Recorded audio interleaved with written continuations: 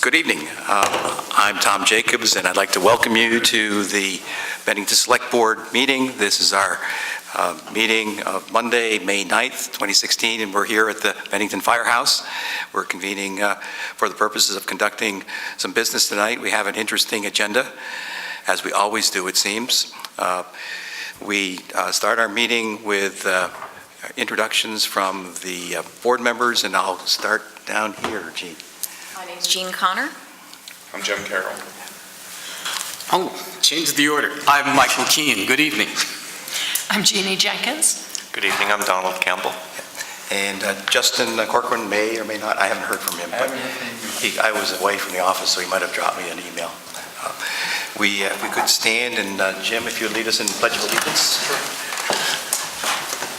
I pledge allegiance to the flag of the United States of America and to the republic for which it stands, one nation, under God, indivisible, with liberty and justice for all. Thanks, Jim. We also have Stuart Hurd, our town manager, and our esteemed reporter, Linda Bermudez. More esteemed every meeting, right? What we would like to do right now is we have a consent agenda that has been circulated, and if the members of the board are comfortable, we have minutes of April 25th, 2016, and minutes of May 2nd, 2016, and the warrants that have been previously circulated. If there are any questions, comments, concerns with them, feel free to express that, but if I would entertain a motion. I move to approve. I'll second that. Any further discussion? Yes. My name's E.R., C-O-N-N-E-R. That's okay. The minutes will be so corrected. Having no further question or comment, all in favor of the consent agenda as circulated, aye. Aye. And Jean is aye. Yes. Good, that's what that is 6 in favor with no opposition. We also have a proclamation, and if the vice chair would be so kind as to find it and read it for our consideration, that would be a good thing, right? exactly. And if you haven't got it right in front of you, I do not have a copy. here. There comes one right down. Oh, here we go. Thank you very much. And I want to read this, frankly, in my capacity as chair of the Vermont Leadership Board of the American Lung Association, a cause that means a lot to me, and I thank the Select Board for what I hope is its vote to approve this resolution. The Town of Bennington Proclamation, Women's Lung Health Week. Whereas every 8 minutes, one woman in the United States loses her battle with lung cancer. And whereas lung cancer is the #1 cancer killer among women and men in the United States. And whereas the number of women dying from lung cancer has nearly doubled over the past 30 years. Whereas in Vermont, 1 person dies every day due to lung cancer. And whereas advocacy and increased awareness will result in more and better treatments and early detection for people with lung cancer, and that will immediately save lives. And whereas Lung Force is a fast-growing initiative led by the American Lung Association, whose mission is to make lung cancer history by uniting the nation in the fight against lung cancer. Now, therefore, we, the Bennington Select Board, do hereby proclaim the 2nd full week of May as Women's Lung Health Week, and we encourage all residents of Bennington to learn more about the detection and the treatment of lung cancer, dated at Bennington, Vermont, this 9th day of May, 2016. Thank you, Michael. You've heard the proclamation, colleagues. Is there a motion to enter that proclamation in our record? So moved. A second? Second. Jean seconded it. Is there any further discussion? Hearing none, all in favor of accepting the proclamation as presented by the Vice Chair, signify by aye. Aye. That is 6 in favor of the proclamation and is so moved and will be entered in our record. We'll also circulate the original for signature time. Thank you, Stu. Now we will go into what I enjoy as part of our meeting, the citizens portion of our meeting, which are items that citizens would like to share with the board that are not presently on the agenda for today's discussion. And if you enter into a discussion on items on the agenda, I will redirect you at the appropriate time. But otherwise, we do look forward to hearing from any citizen that has a question, concern, or issue that they would like to present to this select board. Is there anyone in that regard? If you would just come up and identify yourself by and where you are residing, and just let her go. Anyone that would like to speak, please come up. Let me get one. Let's see. Thank you. Good evening, Vic. Hello. My name is Forrest Bird. I didn't really think I would be standing up here, but I wanted to start an initiative for murals in town, and I've been really cooking on this plan for quite a while now, and I wanted to start to get the process going with you guys as far as fundraising and figuring out a very cohesive goal as far as incorporating the businesses, incorporating the, and basically bringing an actual plan for murals in town. And I really like Philadelphia's plan on what they have done over the years, and I wanted to see your guys' opinion about getting that on the agenda in a future meeting. Great. I'm sorry, your first name again? Forrest Bird. Forrest. Thanks for sharing that idea. Hang right there for a bit. We'll just chat about it. Is this a certain number of murals, or would you like it to mirror the Philadelphia story, or what are you thinking about in the context? In the 80s, basically it was an anti-graffiti kind of motion, and we were already in process with, I think, this Green Mountain Club up at Bald Mountain Trail to basically not just clean up that tunnel, but also kind of incorporate the ideas of free expression and things like that. So it's going to be a community mural space. We're Story Night, the event I like to put on every month, has already risen about $200. We're going to have a big fundraiser next month over at the Masons Lodge, and I just wanted to. I'm going to be starting to raise capital as far as on my own to be able to do this, but I also wanted it to be a encouragement for continuous work for artists, and also for a way of businesses to be able to beautify their walls and to be able to kind of get a cultural theme for the overall artistic stance, which is the Cultural of Arts Bennington is actually starting to do, and really starting to get a lot more incorporation with its people. I mean, it's amazing how many people are getting involved in arts in Bennington. And so we, as far as what I want to do, and I think Story Night is a perfect addendum to that. It just tells their story, so we can, on the face, it takes a long time to do a mural, it takes things to a little bit of a process, and so, you know, as far as the foundation goes, I wanted to basically include a group that would basically facilitate it so that artists can connect with business owners to do it. We can have artists that we go to specifically to do it, and you know, if we don't have anybody that can do it, as far as ideas, you know, things like that. So I just I wanted to really start to think of a plan. Have you talked with anyone from the BBC, Better Bennington Corporation, relative about the project? That'd be John Shanahan. Shanahan, yes. And what is the reaction that you've received so far? When was that? Excitement. I think it was a couple weeks ago. We've been fairly close for the in the Culture of Arts Bennington, talking about the downtown project. Right. And we have continuously been talking about it. Unfortunately, his time's always short, so we only have brief times to talk. But I think basically the cohesive plan needs to be for everybody and not just for one person. I really want it to be something that is universally accepted throughout the town. So, Mr. Chairman. Sure. First of all, I became acquainted with Forrest about a year or so ago. He's a California transplant, and he jumped in with both feet in the community of Bennington, and I applaud your efforts. But I think we need to get right to the heart of the matter, and I asked Stu, are there any restrictions with respect to the creation of murals on the sides of his existing buildings and buildings? I'm going to say I don't think so. As long as the owner's permission is obtained and they're not advertising a specific product or a specific business. We've had attempts at this kind of thing in the past.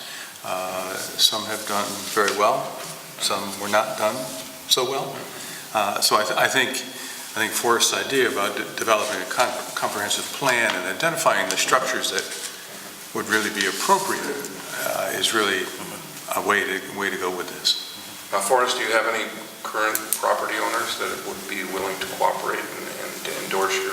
Yes, we have, like I said, the Bald Mountain Trail. We also have Panache, the side of Panache over by Nichols Plaza. That's going to be in incorporation with movie night every Wednesday with Ryan at Bringing Vermont, and also the UU is we're starting on Pleasant Street in school where it connects. And I want to start 8 murals and get 8 murals started basically in a goal to have that be the seed for future endeavors. So basically, whatever we do will be the beginning of a rotation of things that basically evolve as we go. It's not about one specific mural or anything like that. It's about continuous art that people can see when they come visit our town, and it's about getting some excitement. I was also, I think that the last mural would be a really good one on the New York side, coming into 279, and that would basically, point us, but instead of actually doing words on it, we just paint something that basically encourages us, anybody that wants to come to Bennington, to kind of see what's happening. So it's kind of a way to point and direct people downtown, and it's a more interesting kind of flavor for people visiting for the next few years. So. Another location that I think is perfect for it is the side of Ramontos, both sides of Ramontos. Yeah, definitely. Okay, without getting into the weeds, this is a great idea, but why don't we just run down to some preliminary questions? Now, Forrest, thanks for being here tonight. A couple of questions. Where have you done this before? You've talked about capital raising. What kind of capital do you need, and how would you foresee raising it? Well, I'm working with John Chambers. I want him to be one of our main muralists, and so basically we need to get a good pricing thing to basically make sure that the artists get the work done. Okay. And that's and basically Philadelphia's model. Every mural costs $25,000, but that's not necessarily realistic in a small town. But it's a very scalable plan. Yeah. That can reach, and I'm noticing the cost on paint is more expensive than there are some prices that need to be considered, and so that's that I'm breaking down right now, and that's what I would like to really hammer down as far as the actual costs in future meetings. But right now I'm just basically saying that the cost probably is I would say $8,000 a mural or something like that. Thank you. Have you considered, working with the Bennington College students who might, with their artistic ability, do it gratis or pro bono work? Absolutely, and actually, I think there can be a sliding scale on the people that are working as far as this is a big program for students and for criminals, not criminals, but ex-felons in Philadelphia too. So it's actually something that gets people out of doing things that and Bennington College is a big supporter of this. We've been actually doing mural projects with Amy Anselmo and things like that at Left Bank. Fidelity over at the All Species Day. We just kind of been playing with a lot of ideas already. Well, historically, Forrest, there's always been a struggle to get the colleges involved in our downtown, and I can't think of a better way for us to get students from either SBC and or Bennington involved in creating these things and demonstrating that we can involve them. So I applaud you again for a great idea. Yeah. it's all about inclusive. Jeannie, do you have any questions for us tonight, or you? No, I think it's a great idea. Tom? I think it's a fantastic idea, and I'm really one-up you on that. I think it's great, and I think go, man, go. And I'm going to ask I'd Jeannie like- because she's even got a better. Super duper.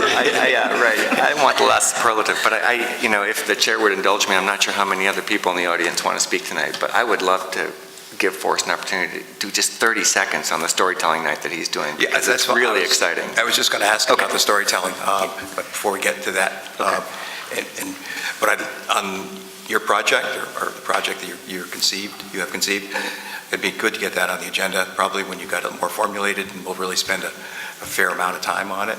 It'd be only fair to you too. But Jean, Yeah, I've got a million questions, but it's a fantastic idea. I'm really excited about it. But it reminds me of, I think all of us were here, during Moose Fest. I don't know if you were here, or the Community Heard a Built lot. Park era. Those were activities that just were so wonderful because they brought us together to accomplish a common goal. So I think it's fabulous. I'm curious about your timeline. How long do you think it would take? I'm thinking at least a couple years. Well, everything takes a lot longer than you anticipate, but Right. and I was shocked to see that every mural in Philadelphia takes it minimum 6 months. So as far as I was anticipating a couple of months of full-time work, but basically it really depends on our efforts on doing it. They're established. We're kind of. It's going to be a bunch of community volunteers for Bald Mountain. We're going to do stipends based on the Story Night slush fund, and we're going to, hopefully get some help from the Green Mountain. But it's all going to be, kind of my vision on how the artwork gets done, and their vision about how, what the concepts are. And of course, you can only paint certain times of the year, probably. That's going to be... Yes. One thing we were thinking is it would be great to light it. And I work for a solar company, and it'd be really nice to throw a solar panel up there and actually do some solar lighting and a battery so that it can actually, we can shine light on it. And so if somebody does a beautiful phallic symbol or something like that in there, we'll have good light on it, and everything will be kind of illuminated. I've noticed that the language that's used in there is kind of is almost, it's ridiculous because I think people don't think anybody's watching. So it's important that we just kind of really showcase it, because that was quite an expensive project to build a tunnel just for that thing. And in order to appreciate those kind of endeavors that we do, we will do more of those if we really show that we care about the art we put on our walls and things like that. So. The other thing I thought of, and you may have already thought of this, and again, I'm hearkening back to Moose Fest. Oh. They developed a map. Yeah. And visitors and community members could, Yeah. go to each of them and read about them, how they were created, and anyway, it was just an idea. And I was thinking plaques would be really nice, because everything does take time and people do get kind of bored. If we do a nice sign before all the proposed sites, and we start to say, well, this is what's in the works, this is how long it's going to take, blah, blah, blah, blah, blah, we can actually kind of generate interest just by people walking by or something like that. And we can actually draw the picture in small scale before, obviously. But, because everything has to be kind of approved or whatever, but as far as the concepts go, they should be on a poster, and we should, and definitely a map would be great. Yeah, and scavenger hunts, those are awesome. Okay, we're getting a little further down the road than I was hoping we'd go tonight. Story time. Story night. Oh, yeah, because I haven't done any propaganda this month yet for it. The quick overview. Okay, great. 5-minute stories, no props, no notes. It's turned into a really phenomenal event. We have 65 people on average there, well, maybe 60 people on average. And it's just been amazing as far as local people telling their own stories, just like the Moth. And we have some very professional tellers, and we have some people that are just telling from their heart. And it's Where do you do it? Yeah. at the Tap House at 7 o'clock on the third Tuesday of the month. It's going to be the 17th, next 2 weeks from now. Have you thought about doing it in other locations as well? We did it at the CCV, I think that's the acronym, for the Wellness Fair, and it's hard to kind of break it out because you really need to have tellers. That's the thing. And my way of getting tellers is to ask you to come and tell us a story. So it's a big effort to make a genuine experience outside of things. I've really I really have to put a lot of effort into marketing to make sure that one place is well attended. So I want to make sure that that every place that I go is. But even if we have 10 people watching and 6 stories, it is amazing what comes out of people's mouths and the event actually turns into something really great. Are you archiving any of these? I record for myself, but for the best of night, the fundraising event, that's going to be stories that have already been told. So anybody that hasn't been able to make it on Tuesday will be able to make it on Friday. I hope hundreds and thousands of us, and we'll fill the Masons Hall out to Ramontos, and it will be.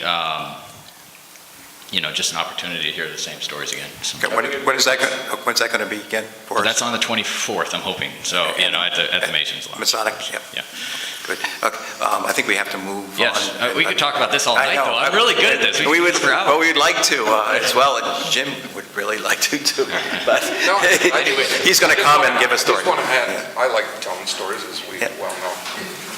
And I like to write, but at any rate, I think it would be a nice addition to your Facebook page, which I enjoy, where you do archive some of the more memorable. I suppose that's a rather subjective evaluation that you'd have to make. But yeah, well, it's tough for me to edit. That's the problem. I'm hosting the show, so it's hard to cut and paste and do all the splicing. But it's something that I'm actually been thinking about working with Cat TV on.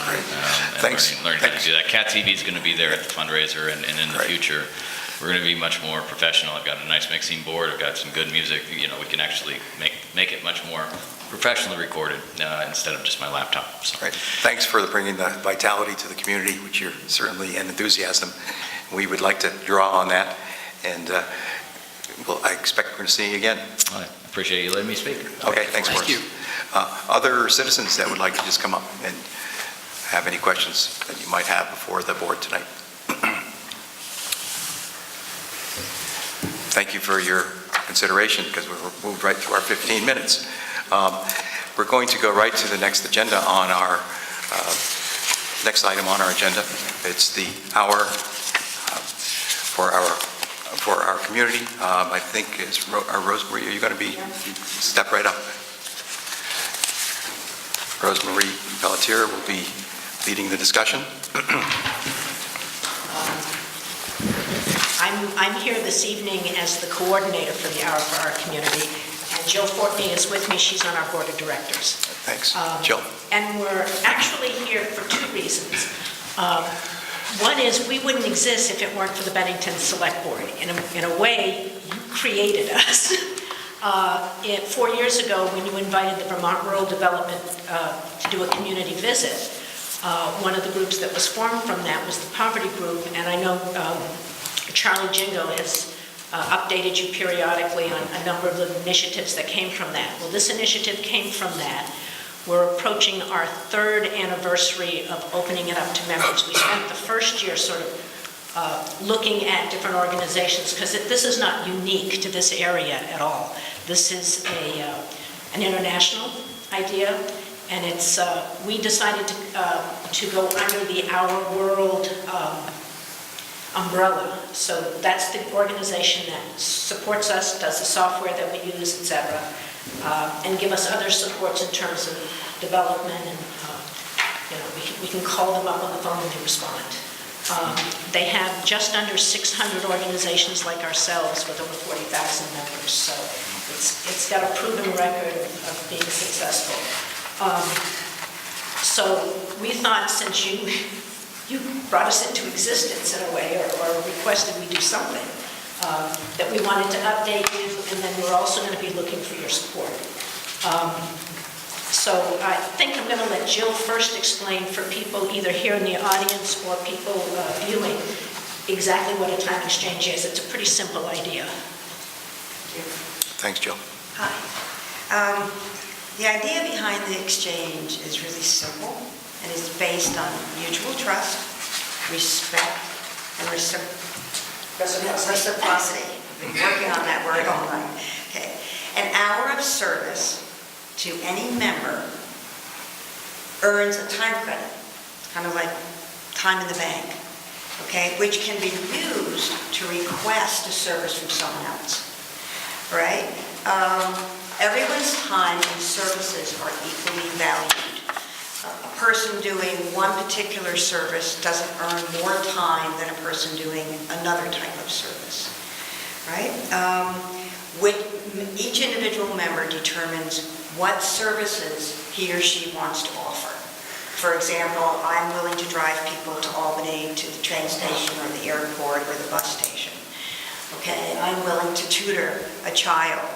I'm willing to clean house or help prepare a meal, right? So, and I have put that into my account on the computer, as every member has also done, right? And then we, as members, we have full control over what we offer and what we request. And once a member contacts another member, for example, somebody calls me and asks me, could you drive me to the Albany airport? I have a plane going out on this date, and I have it coming in on this date. We talk about the time. We talk about how much time it's going to take, how many credit hours it's going to be worth. And then when you're something like that, usually the member who's requesting the service also agrees to help pay the gas. So, and I have control over the number of services I offer and the number of services I request. Every member does. In addition to services, we have an equipment loan program. You know, at this point in time, it tends to be farm equipment, rototillers and ladders and things like that, some farming equipment. Okay, the greatest benefit of membership is the wonderful people with whom you connect through the exchanges and the kinds of friendships that develop. So I don't know if you want to ask questions as we go, if anybody has questions, or I'll just go through the whole thing and then... We're good at interrupting, but we're probably even better at listening. Okay, so for members, the membership is open to anybody in the local area, so it goes across into New York and it go down into Massachusetts. You have to be close enough to exchange services. And we have two membership options. We have a $25 donation and 2 time credits, or we don't want money to be an impediment for anybody, so there's another option of 4 time credits, but every member has either option. It's not because you don't want to pay the 25 or you don't have the 25. You can choose to just do the 4 hours of service.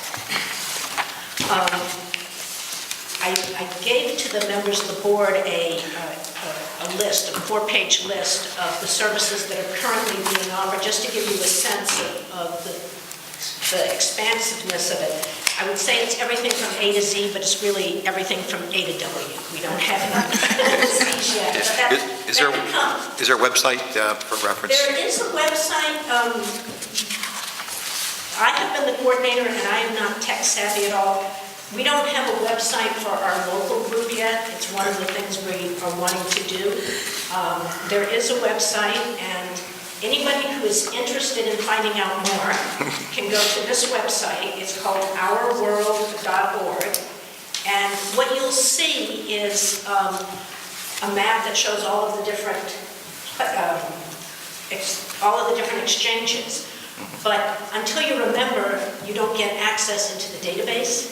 And that's basically what the website is. It's a database that lists members, how to contact them, the services they provide, the request. If you want something done that somebody hasn't listed as an offer, you can put it out as a request. And then it has the account, so you can look at how many credits you've earned or how many credits you're behind. And we encourage people to go into a little bit of debt, because time debt. If we have, we have 128 members, and we've exchanged 1,300 hours. If all of those members each put in 10 offers, but nobody requested anything, nothing has changed. So we really encourage people to ask for somebody to do something for them. I thought I would give a few examples of, I also gave you a list of the things I've done, that I've received, and that I've gifted. And so I thought I'd mention a few, just so that the audience here and the audience at home sort of understands the flexibility of these time credits. I had a person who professionally puts roofing on come and put a roof on my garden shed. I had no desire to be on the roof up there with him. He suggested that it would be better if he had somebody who he works with regularly do it too. So I paid one of them in time credits and one of them in cash, and that worked out fine. I've gifted body work to friends who are not in the exchange. The exchange is between myself and the person who does the massage or the Reiki, but the person who received it is a third party, because I can spend my time credits the way I want. Sometimes it's very financially beneficial, some of the services that people receive. I, for example, took a couple to Logan Airport, not Albany Airport, but to Logan Airport, and they were going to be away for 3 weeks. So, and then another time exchange member picked them up, probably saving them $360 to $400 parking, long-term parking for 3 weeks.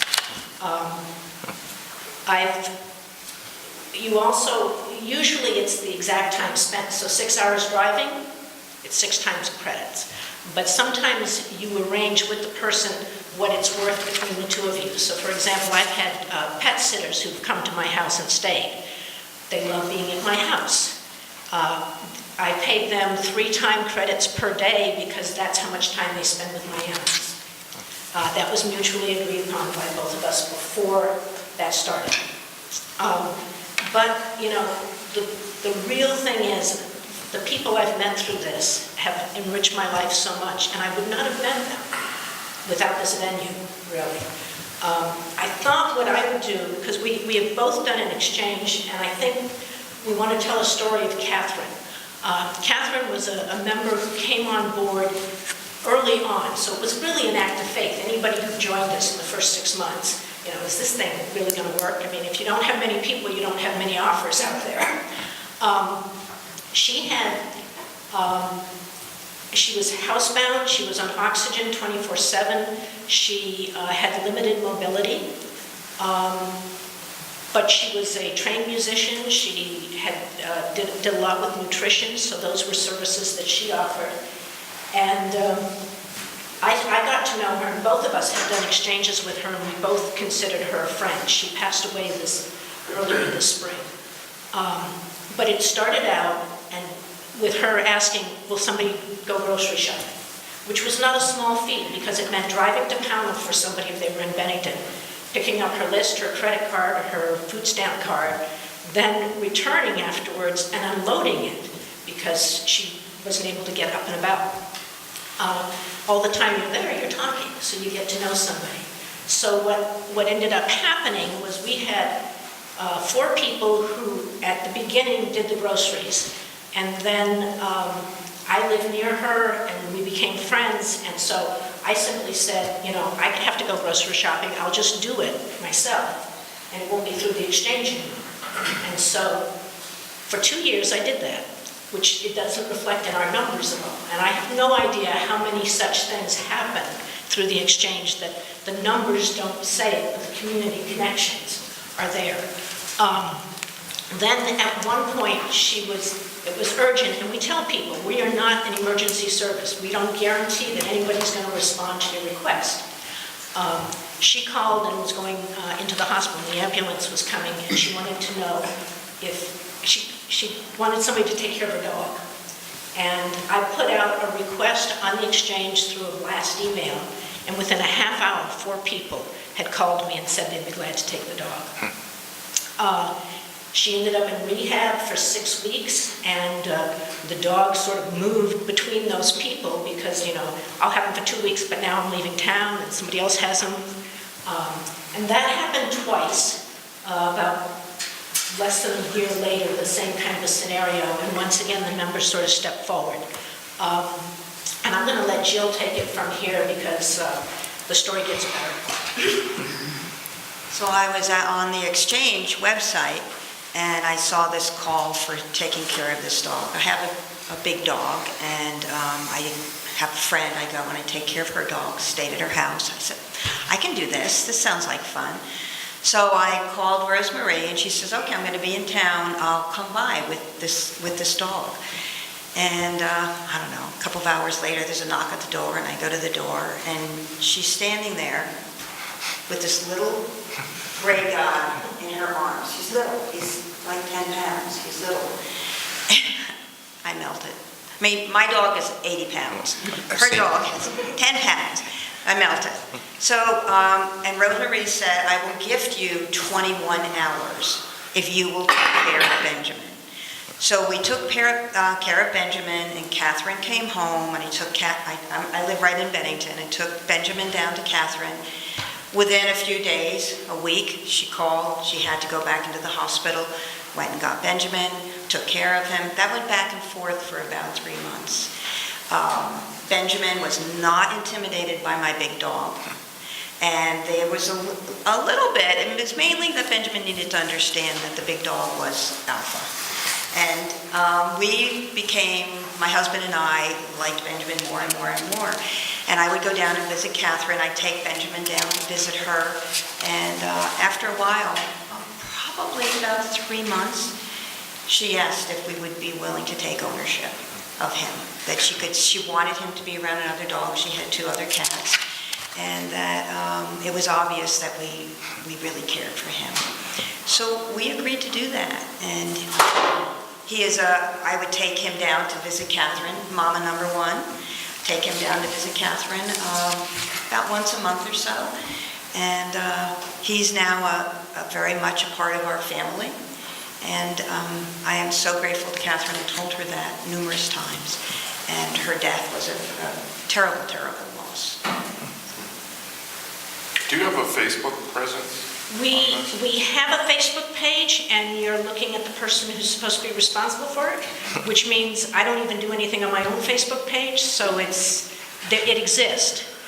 One of the things we'd like to do is to get somebody who really takes that over. The other thing we have to do is encourage our members to actually take pictures of their exchanges. I don't even remember to do half of mine, so I can't sort of fault them. But yes, we definitely need to do more outreach. It's been more word of mouth or presenting to organizations at this point. And that's going to get us to our thing about needing support. Facebook page, well, let me tell you one of our initiatives right now, and what Forrest was saying in terms of Bennington College and trying to engage them. We received a small grant from the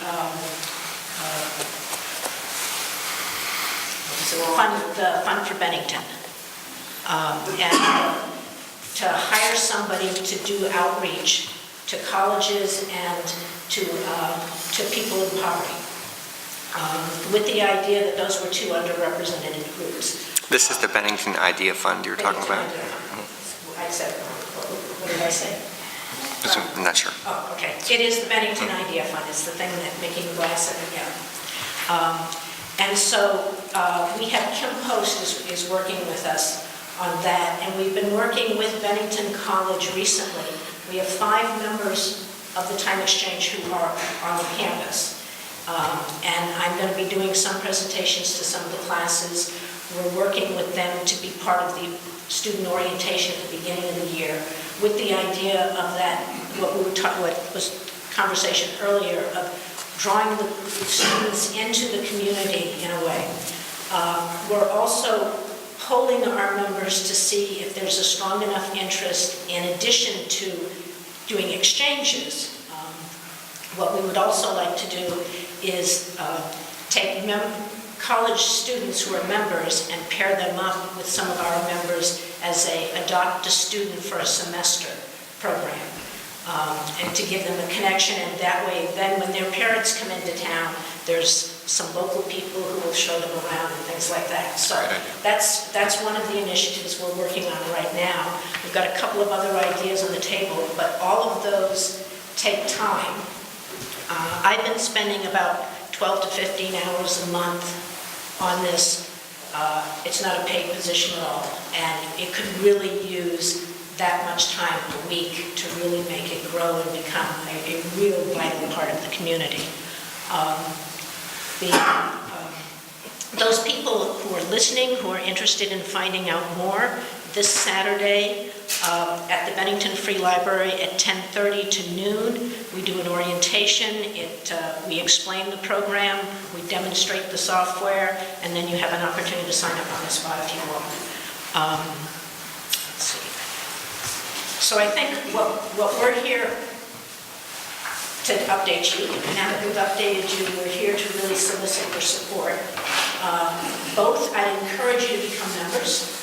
The flyer that I sent you, the back of it has the directions for doing that.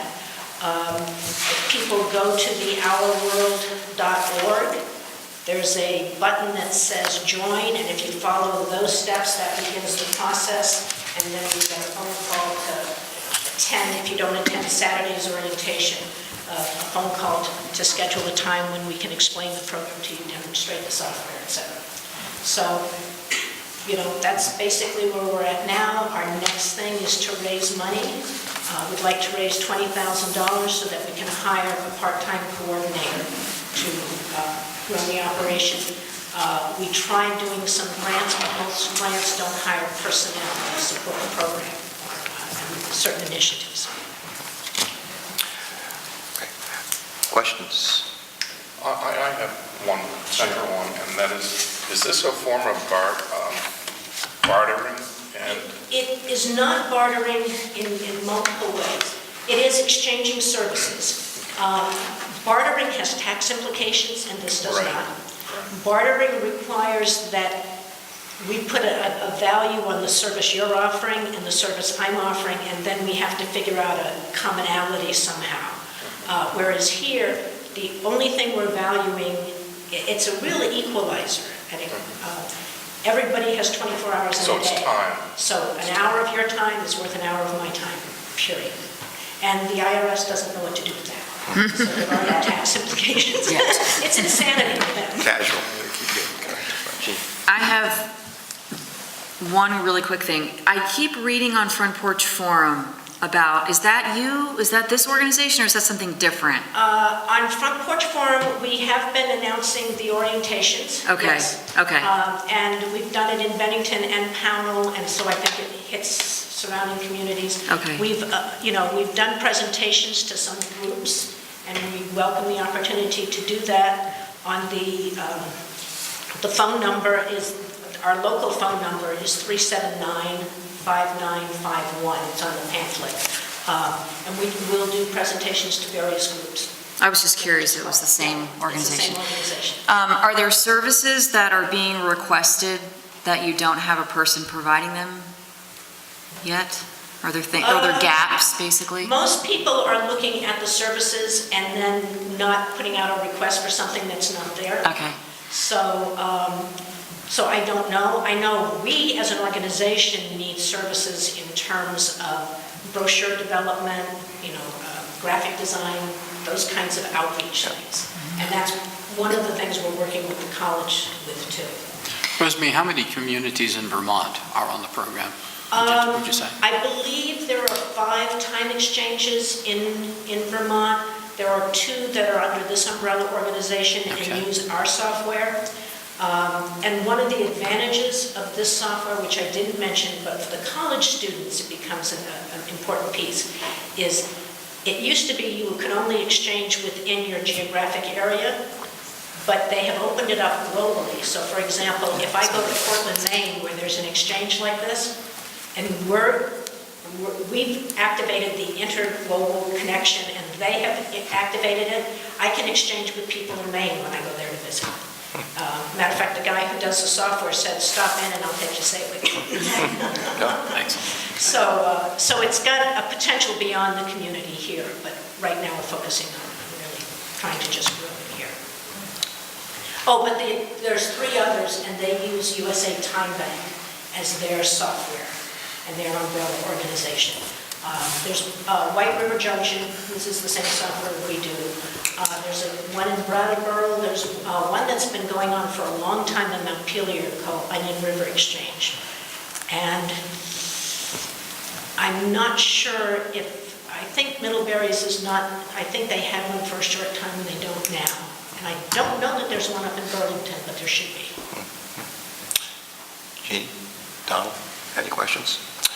No questions, thank you. Good presentation, though. Thank you for providing us with such thorough materials, too. Thank you for providing us with such thorough materials. It sounds like you could, Well, if you can give us money, it's you could use an IT person, it sounds like. Definitely Yeah, use an real. IT This is still a standalone, other than having that relationship for the software, it's this organization. Is it a 501c3? We are a not-for-profit in the state of Vermont, and our fiscal agent is the Unitarian Universalist Fellowship. Is there a chance that there are organizations that already exist that you might get under their umbrella so that you would be able to get the bench strength and possibly even the financial strength from that organization?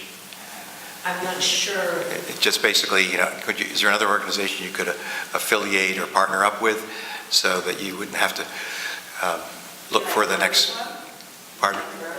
The Rotary Club or not-for-profit.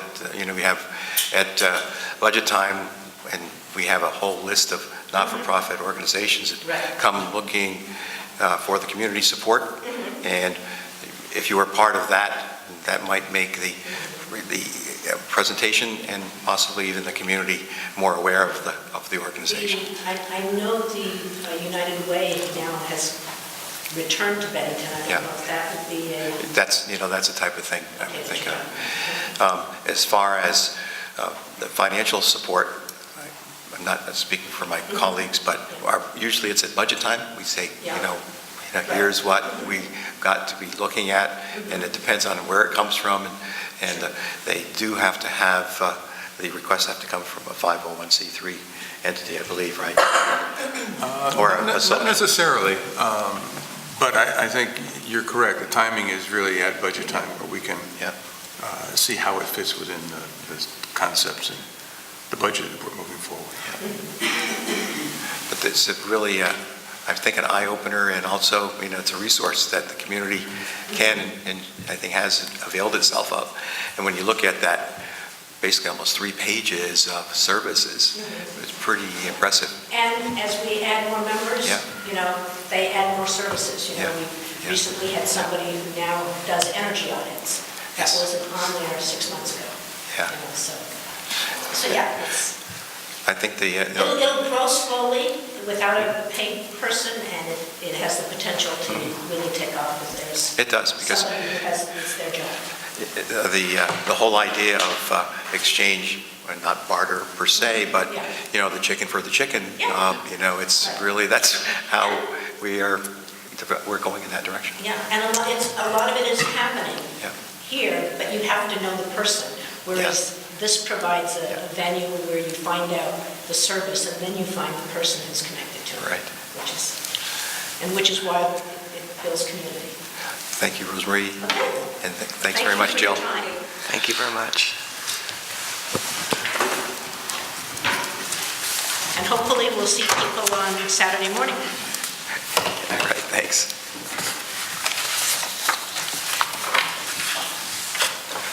Mike, are you going to step up for the next item on the budget? Not the budget, but the agenda? Okay, hold on just a second. Let me just get to it if I can. This is it's under first reading for the vacant and unmaintained property ordinance. The board has had the benefit of having it circulated from Mike, and have in mind that this is a first cut. We're not looking for any action tonight. I have a feeling this may be more than 1 or 2 renditions, and that's the hope. But the purpose of this, and the history for the new members, is that the board's been concerned about some of the conditions that exist in Bennington, and it's not just brought to our attention by our own perceptions, but by citizens, that certain areas of the community are depreciating and are not maintained. Frankly, it's, when you see a community that has a sense of pride, it's when it has a sense that comes from appearance as well as everything else.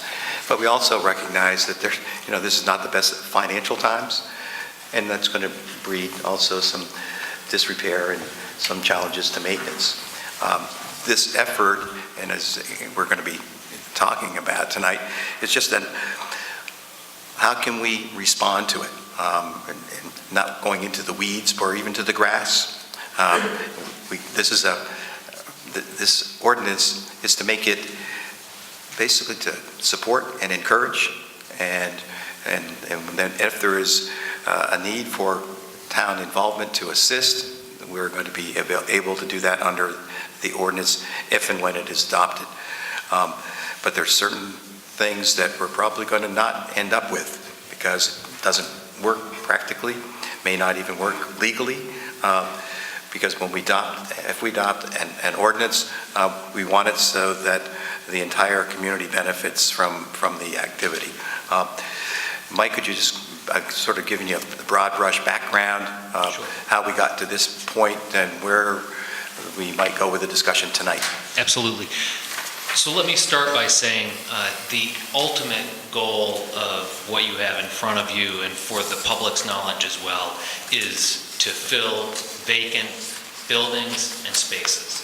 So everything that's in here was done with a mind's eye on how do we make sure our storefronts, our buildings are occupied, are vibrant, and are full of life. And so there's a lot of different challenges, there's a lot of different reasons why some buildings are occupied and others aren't. So this again begins to address some of the continuing situations we see. And while this is a town-wide ordinance, our focus in our conversations have really focused on downtown vibrancy.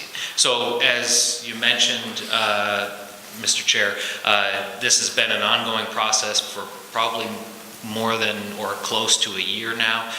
It has included most specifically the Better Bennington Corporation's Recruitment, Retention, and Expansion Subcommittee. They have been intimately involved and intricate in the drafting of this and have been involved from the beginning. It has included focus groups with property owners and store owners, realtors. So the group really did its diligence in collecting the information to hear from the public what would work, what wouldn't, and we began to formulate a path towards what would be a successful and worthwhile ordinance. It's included feedback from our zoning administrator, planning director, and assistant town manager to our code enforcement officers, and finally was drafted with all the notes and renditions by town council. So what you have before you has been seen by the town's attorney, but as you mentioned, this is probably the first of many readings of this ordinance with many edits and considerations to come. The overall focus, and I'll read the purpose for the public, but when we look at this, it really is about identifying those areas where either maintenance or the buildings and spaces themselves have really been neglected. And so we're looking mainly at landlords and property owners that have chosen to neglect their property. And because they've done so, not only has the property fallen into disrepair, but it's beginning to impact the businesses and vibrancy around them. So just for public knowledge, the purpose of this civil ordinance is to abate public nuisances and to prevent, reduce, and eliminate dangers to health, safety, and/or well-being associated with neglected or abandoned properties by regulating the use and maintenance of buildings within the town of Bennington. So it's really up at this point for the select board to give any feedback they have on this first draft. And I can tell you, even from the draft you have, There was a meeting of the BBC's Recruitment Retention Expansion Committee this morning, and they had additional considerations as well. So we're compiling all edits and feedback, and we'll continue to make changes as we go. Before I have my colleagues jump into the discussion, first thing I wish you would consider not having is a 5-inch limit on grass. I looked at my own lawn, and I would have been in violation for the last couple of weeks. Me too. And in all seriousness, I think then we are getting too much into the weeds with that type of expectancy, not only for, I think, enforcement and for fairness. It just seems like our ordinance can be just as effective without having to be as specific, hopefully, as some of the provisions here. And so if there is a revisit, I hope those are considerations that are taking into it. Because I hope this would be more of an encouraging rather than a means to slap our property owners around. To try to encourage them, sometimes you have to use the carrot and the stick, that this is more carrot than stick. Just so you know, that was based on the recommendation of our council, that incentives are not really, having a town ordinance is not a place for incentives. Right. Internal policies and procedures are for that. Ordinance are for setting guidelines and restrictions. So that was, just so you know, that was the feedback we got from town council directly. The 5 inches, I think we can certainly talk about that. We do have to, so the struggle we have is vegetation overgrowth is a big issue. And we don't have a way to regulate vegetation overgrowth, whether it be grass, shrubs, bushes, trees at the moment. And so we've gone around the block about what is an acceptable limit, but at some point, when do you tell somebody that they need to cut their grass? Haven't there been any references, other towns that have maybe had ordinances like this that may have even been challenged? I don't know about challenge, but 5 inches actually came out of Rutland City's ordinance. Okay. So again, it was based on what we saw elsewhere. I haven't asked Rutland City whether that's worked or not. I can tell you, we, in talking with our code enforcement officers, and Stu and Dan may want to jump in on this, but certainly there is a level of discretion that's used. You'll also see in here, and this was discussed as well, is that, there's an inspection that's done, there's an inspection report, there's a process set in place for remediating the issues, and only when the property owner has taken no action do we get to the point of putting in place a violation. So just because someone is not in compliance does not mean that they're issued a violation to start. So they're issued a notice saying they're not in compliance, and there is a period of time for them to fix that. It doesn't mean that a violation is resulting immediately upon seeing them not conforming to the ordinance. So I'm certainly open to, I'm not married to the 5 inches, but at some point we're going to have to set a limit. And I think in most cases we're going to, it's only going to be in those extreme cases where the grass is waist high.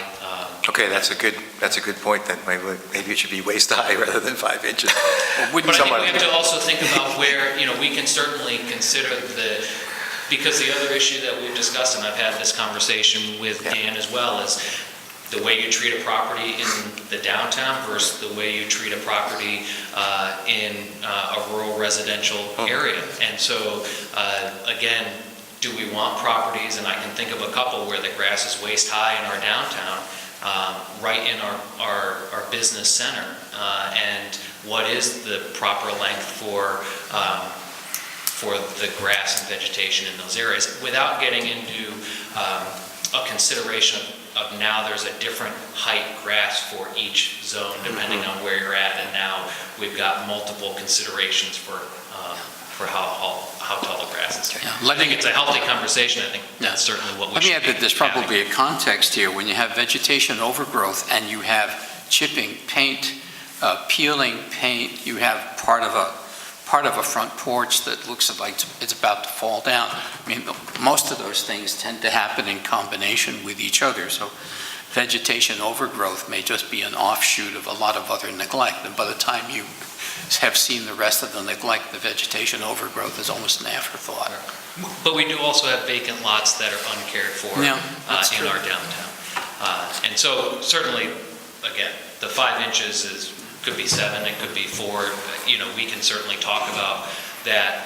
It really, again, is probably less likely that the town code enforcement officers will be out there with a ruler measuring the grass, but it certainly gives us, enables us to do that. If we see some place that is certainly way beyond an acceptable level. We just have to set whatever that level is. It's unfortunate because there are so many of the downtown merchants and business owners that they're impacted by the lack of maintenance. And the real challenge is to get it to the point of, okay, this is going to be something we expect of the neighborhood. And so that it's enforceable, and we have a code enforcement office, department, that it's meaningful. I just don't want to create an ordinance that is going to collect dust. So consider this, because this came up at the meeting this morning. So you have someone who doesn't cut their grass for 4 weeks, it's 5 inches tall. Our code enforcement officer checks on it, agrees that it's above the height limit, issues an order or at least a report. They now have 30 days, so by the time that's done, now the grass is 2 months high, and then upon a violation, they have now another week. So essentially, someone could let their lawn go for 9 weeks, within that time period. So we have to keep that in mind too, that there is a possible turnaround time from when a report is done to when it actually moves through the process. Let's go right. That was also the debate this morning as well. Yes. Let's go either side. Yeah. Who would like to step off with the discussion? I've already monopolized that. There's a lot to say on this, Tom. I wonder if we ought to just take one thing each and go back and forth rather than each person going through a litany of questions. I don't know how you'd like to handle the discussion, but this feels like a really great effort and a really important thing, and it feels really delicate. We have to get this right, or it's going to be very offensive to some people. Yeah. So I wonder if maybe we just take one thing each, or... I can guarantee you it will be offensive to some people. Yeah, No matter well, what. we got 5 or 6 pages of it, and there are high points and there are low points. My suggestion is that we get to, Mike, some specific areas of interest and or concern, and that we reconvene and deal with those rather than try to identify areas tonight, maybe except for the highlights, like without going in too far. Is that? So let me just make a recommendation. I think any grammatical or specific considerations, I'm happy to receive those. I think what we should discuss here are things that really should be discussed openly and debated. Well, it's all going to be debated. There's plenty of philosophical stuff. It will be debated at some point, for sure.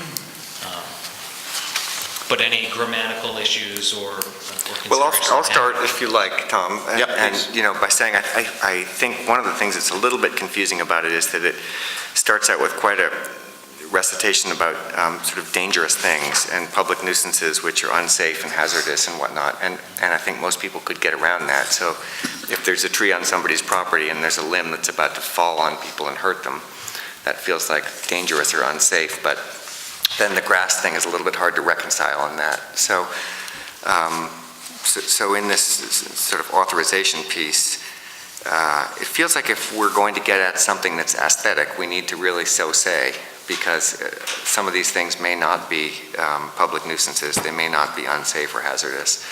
And I think we ought to put that out there.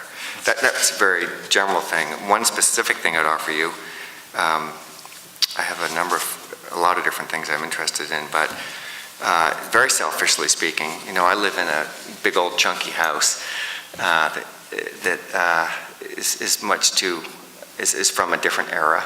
We can't afford the whole thing, so we have a couple of apartments in it.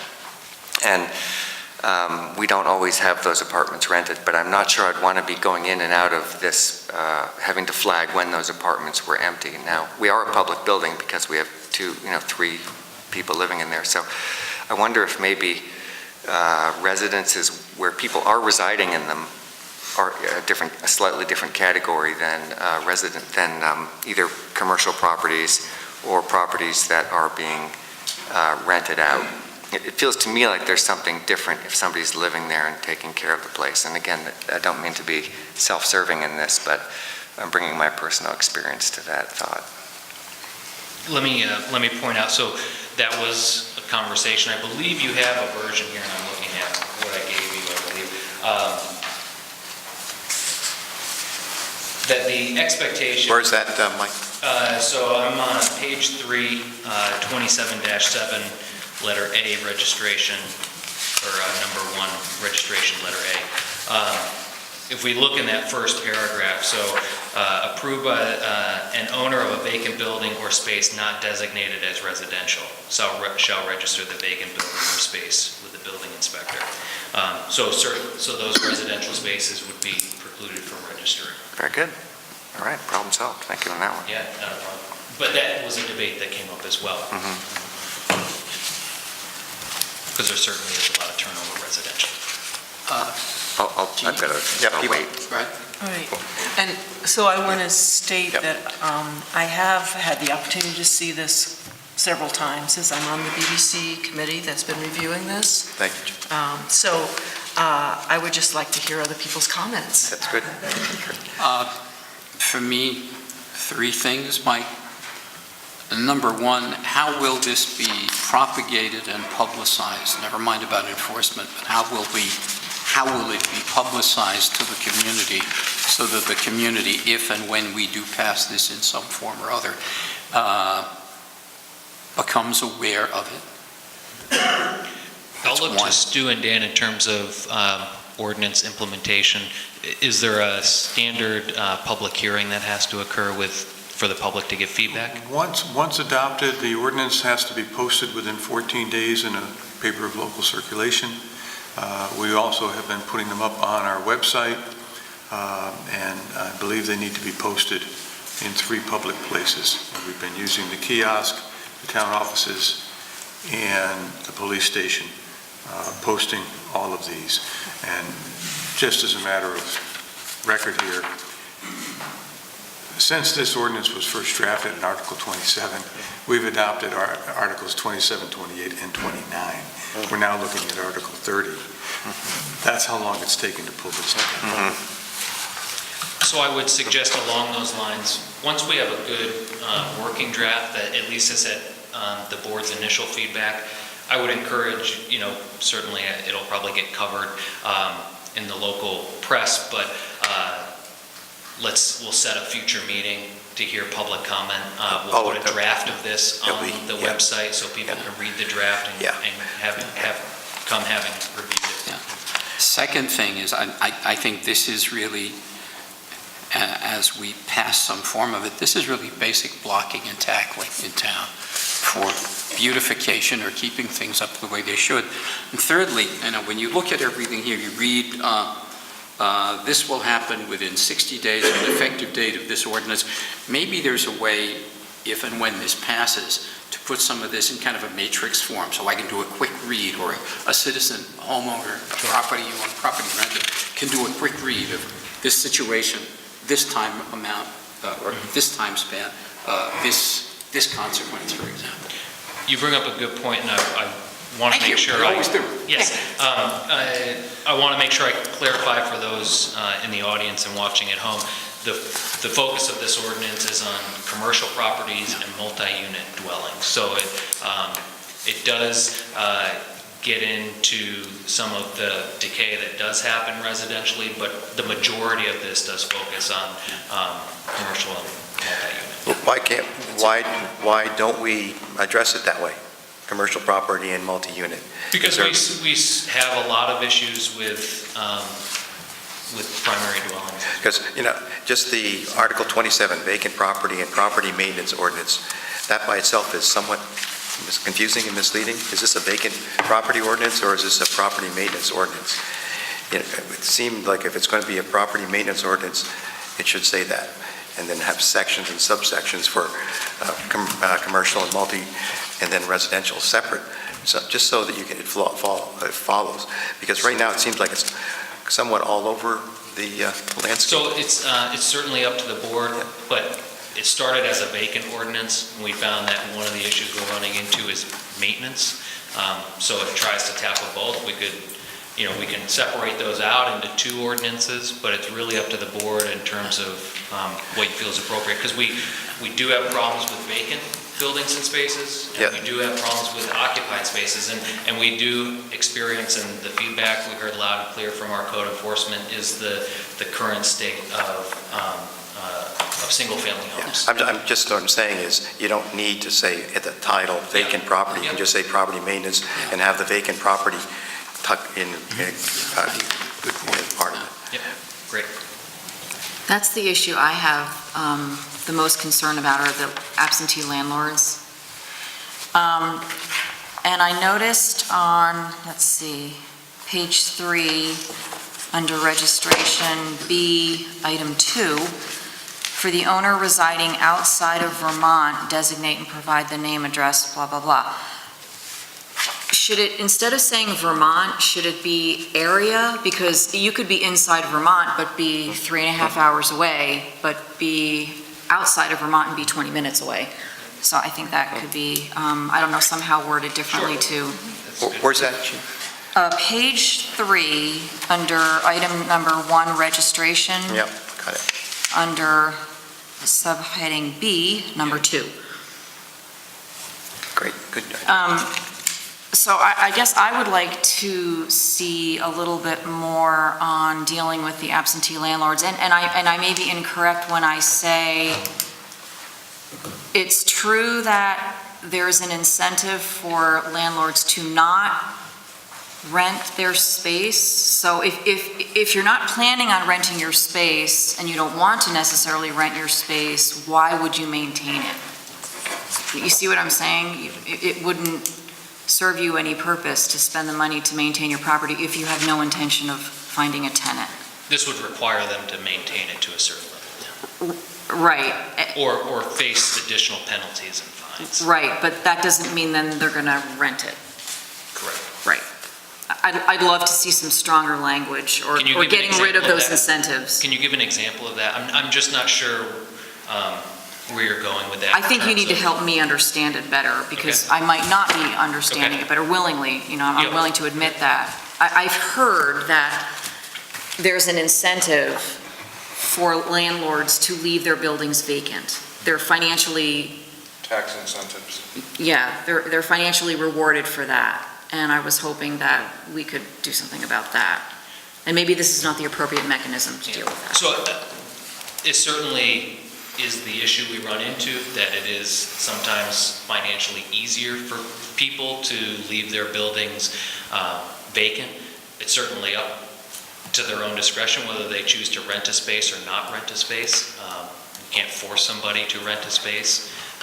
But at the same time, what this does is say, if it's currently financially more beneficial to leave it vacant, this at least gets to the fact that we are now imposing some type of fine or fee because of how it looks or because of how it's maintained. But we can't, our legal counsel suggested or recommended that we can't simply fine somebody for a vacant space.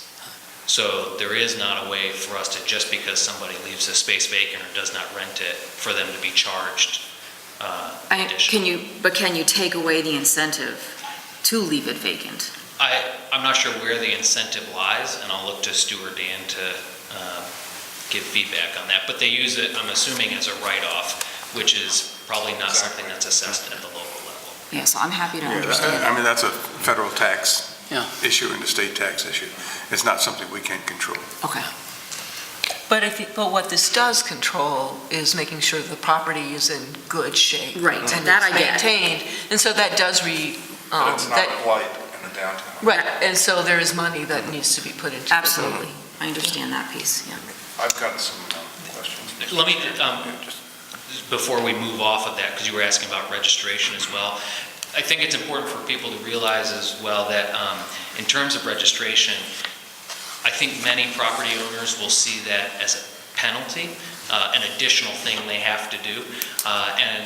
And our goal with that is really making sure that we have a complete vacant property and space list, so that when we have businesses and people looking to purchase property within our community, that we have a complete list that we can offer them. So I want to encourage people, when they see that as an additional task for them to do, it really means that we have a complete database that the chamber can use, the downtown association can use, that the town can use to really push people into properties and make sure they're utilized. Jim? Yeah, first of all, I see this as a stick and taking care of those properties. Because, I know for myself, when I came back from New York and I looked in the empty windows of formerly thriving businesses on Main Street, it was depressing. And that combined with the financial incentives discussion that we're going to have after this is going to be the carrot. I mean, it's a dollar for dollar investment, and if the property owner or renter or whomever participates in that program. Let's stay with No, this. I know, I want you to follow my reasoning. Let's not get into that. Really, let's talk about the language of the All ordinance. right. Well, the pairing of those two together is good, but my primary concern, and I mentioned this when we first brought this up, is that, there are property owners in the downtown that we all know and recognize who have done their best to try to maintain their properties. Not always perfectly. And, I can think of a place on School Street that has had plywood in the windows of a particular building for quite some time. Nevertheless, they have invested quite a significant amount into that property. And I don't know, I just think to my mind, it might appear a little bit callous when, there are people who are really trying to make a genuine effort, and to find them when they've made such a significant effort, and it would follow that it would be a significant expense to them that they may not be able to afford. So we did run into the window issue, especially if you look at the former butcher shop, greengrocer building. That was where we ended up talking with the property owners about that building on Depot Street. We recognize that there is a burden there borne by the property owner, because they may fix the window and a week later it gets broken again, they fix it. I mean, in that case, they had fixed it 3+ times before they put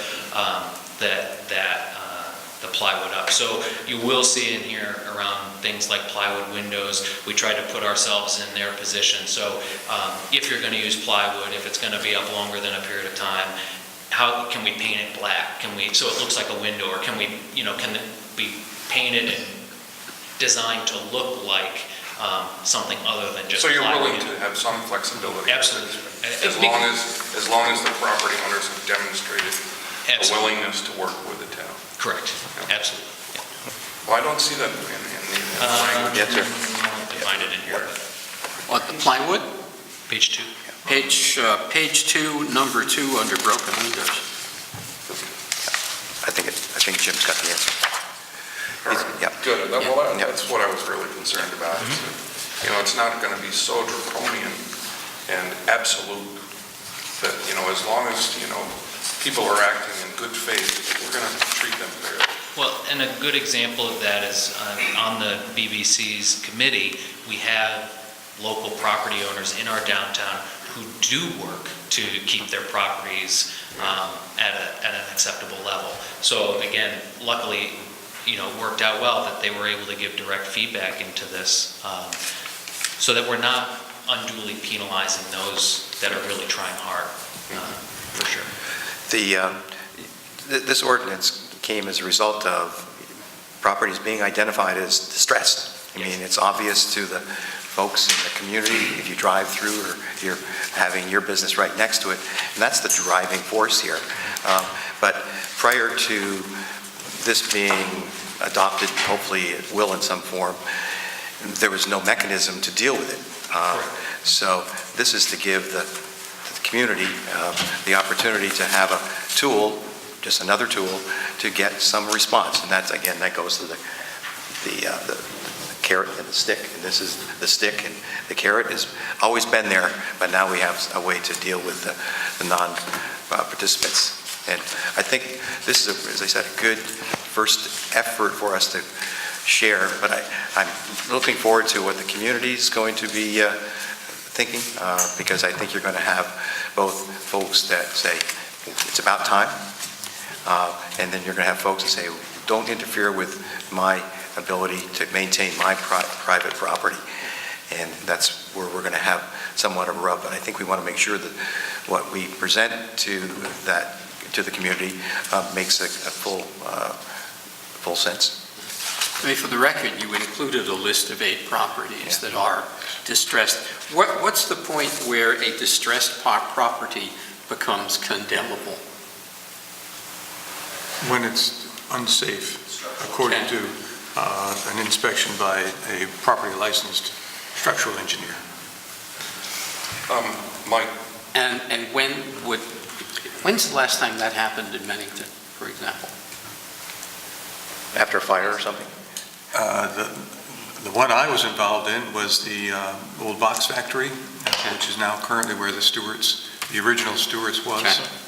And that had become structurally deficient. We hired an engineer. He went in, found it to be structurally deficient. We ordered it demolished. And when the owner refused, the town spent the money to take it down and put a lien on the property. If I remember right, they had removed the supporting walls, the bearing walls. They actually removed the bearing pillars on the first floor. The second floor was actually collapsing. First floor. Question, Mike. With respect to the repairs that might be desirable on the interior, there's a particular place on Main Street, I mentioned many names, that is really dilapidated. Who determines what proper aesthetics would be with respect to a decent interior? So what exists now is certainly life safety, fire codes. But a crappy floor. What's that? A crappy floor. Right, so with this, there's only, so we are limited by the type of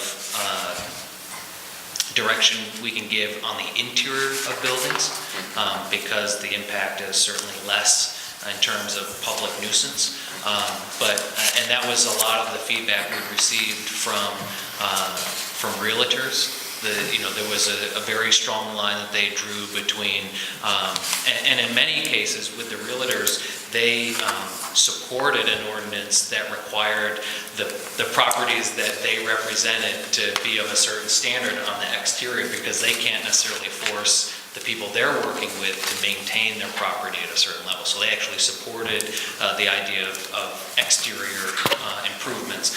On the interior, what we're looking at here is at the very minimum, maintaining it to the building code that is either what it currently was used for or most recently used for, or what it's being marketed as. So it does give some flexibility. It does give some discretion to the property owner.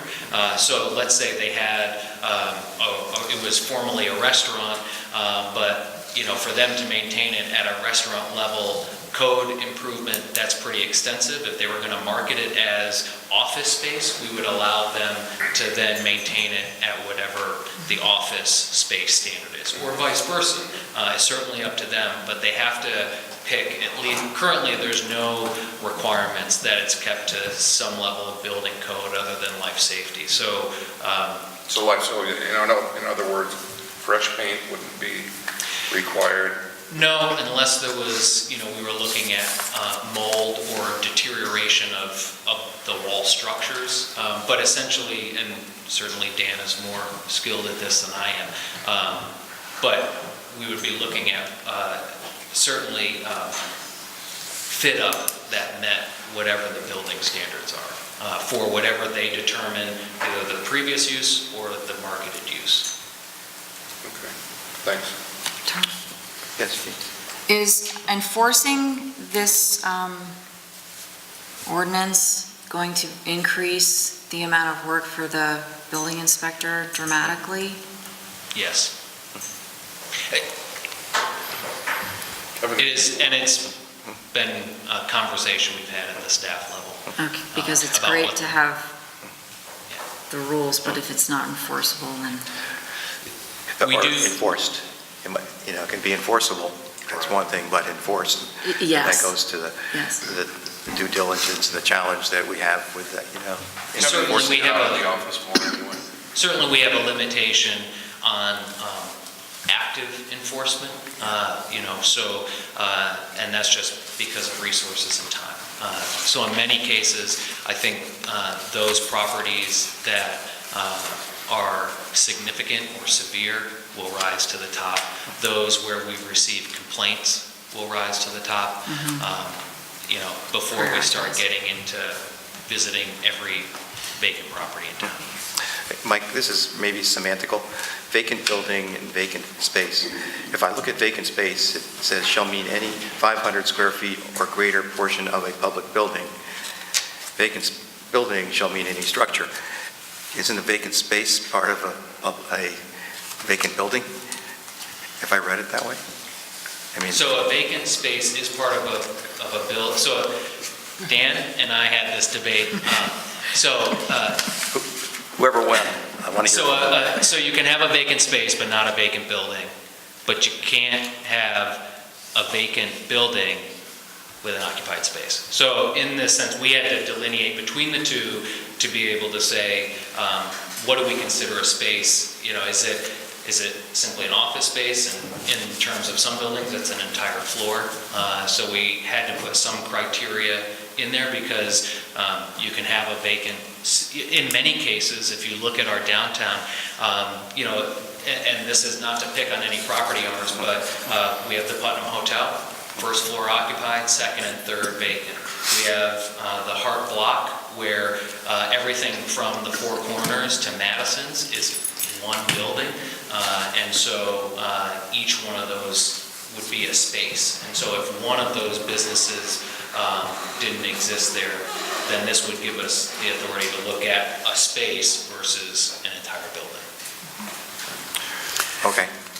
I have to think about that, but it sounded good. There's a lot of things like that in this that need to be parsed out, and Michael, I really appreciate how difficult it must have been, and yet still it feels to me like things are mixed a little bit in here. And I hate to have you pull them out into two different documents, but I do feel like, as has been mentioned a couple times, it may be confusing. When I look at the four purposes on the front page of the memorandum, which people in the audience haven't seen, but they're somewhat different from what I see this getting at. Improving the overall vibrancy of the central business district is really important, but this applies kind of to the whole town. Encouraging the renovation and occupancy of long-standing vacant properties seems really important, but I'm not sure it covers, if it doesn't cover residential properties, it would then not cover professional residential properties. So there could be a whole jag of residential properties that weren't covered by it. So I feel like there are a few disconnects in here still. And I have 8 or 10 specific comments, which I would give you, and maybe it would be better for the board if I did it later. But I do feel like a point Jim made earlier is important to me, and I think it's important for all of us, and it's a little bit close to wordsmithing, but the general provisions A talks about preventing deterioration, and I really think the mindset, it would be nice to prevent deterioration, but we're not going to prevent it.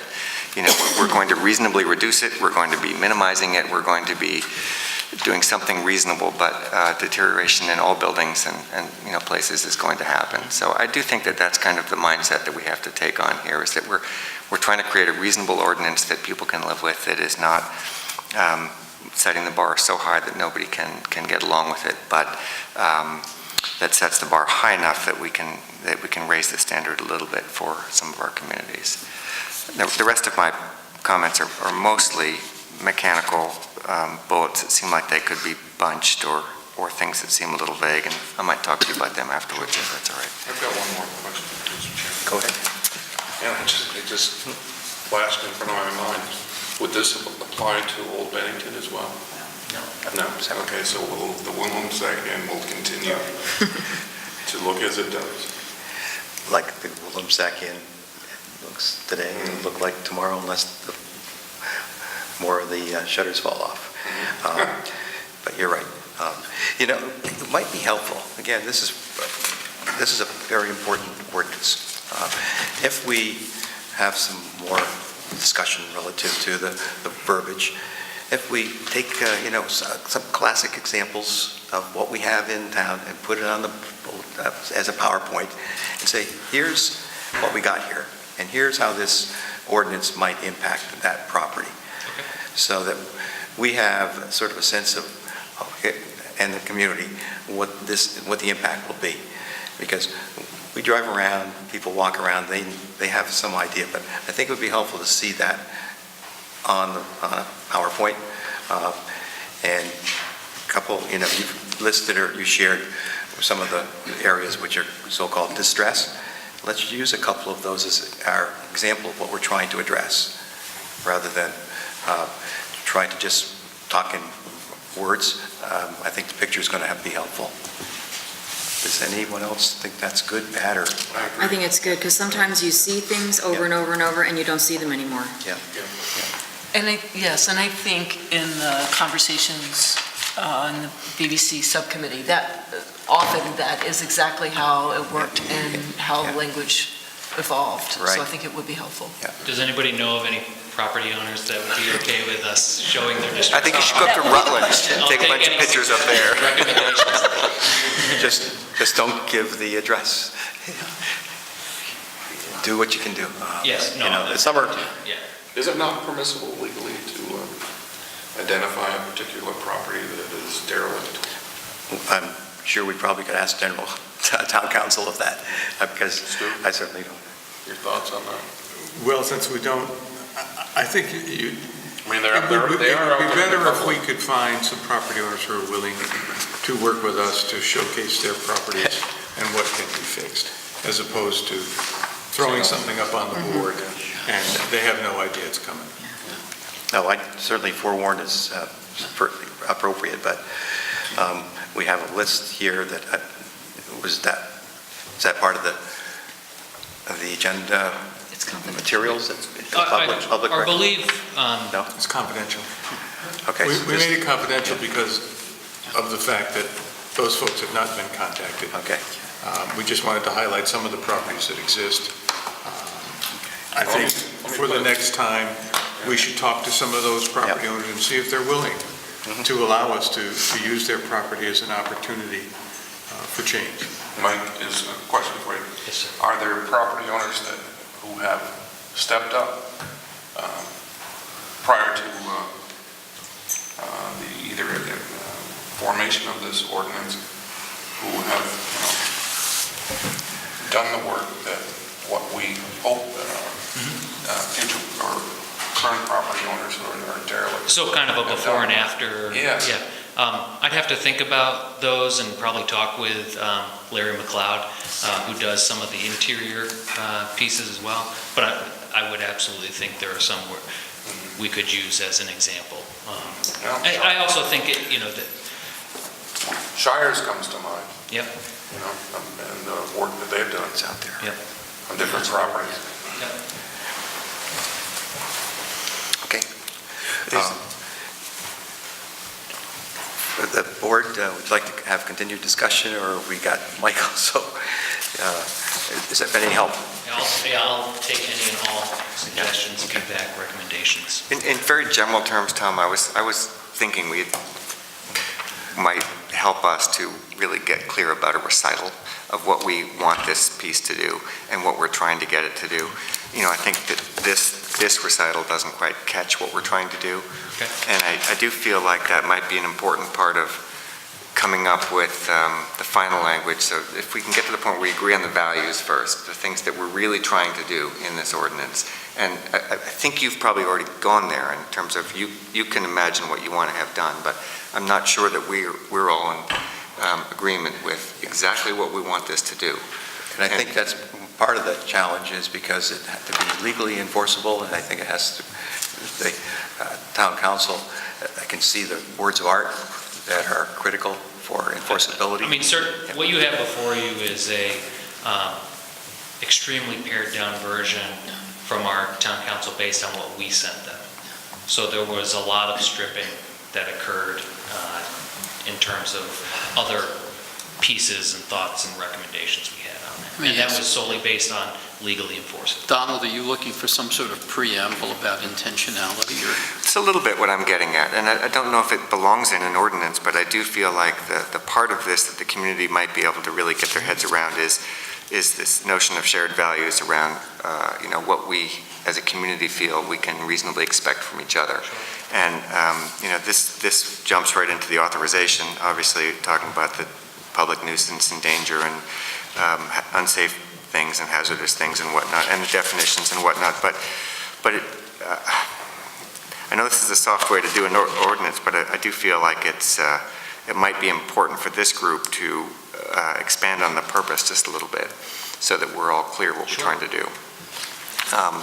There have been two conversations here. Yeah. One is, sort of a general agreement that we think the downtown, really deserves a special treatment and really deserves a particular kind of attention paid to it, because it is our economic hub and one of our economic hubs. And I think that that's a, pretty reasonable thing, but it isn't necessarily as clear what we mean by the concentric rings that kind of go outside from our downtown, it feels to me. And maybe we could get a little bit more clear about that. Certainly, I guess I would say it's absolutely clear that it applies to all properties. And if you guys want to change that, you need to tell us. We'll cater to that direction. But this applies to all properties throughout town. Yeah. We felt it was not fair to, especially with regard to commercial properties, to target one section of town. If it's not okay to let your building fall down in downtown, it's not okay to let it fall down on Northside Drive. And that was a very specific A design principle. principle that we follow. If that's not what you want to do, just tell us and we'll change it.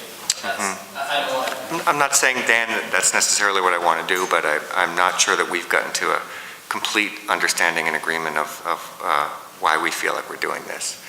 Again, I bet you guys have, because you've probably been working on this for, a lot. Sure, certainly. I mean, this is the first conversation, really in-depth conversation at the board level.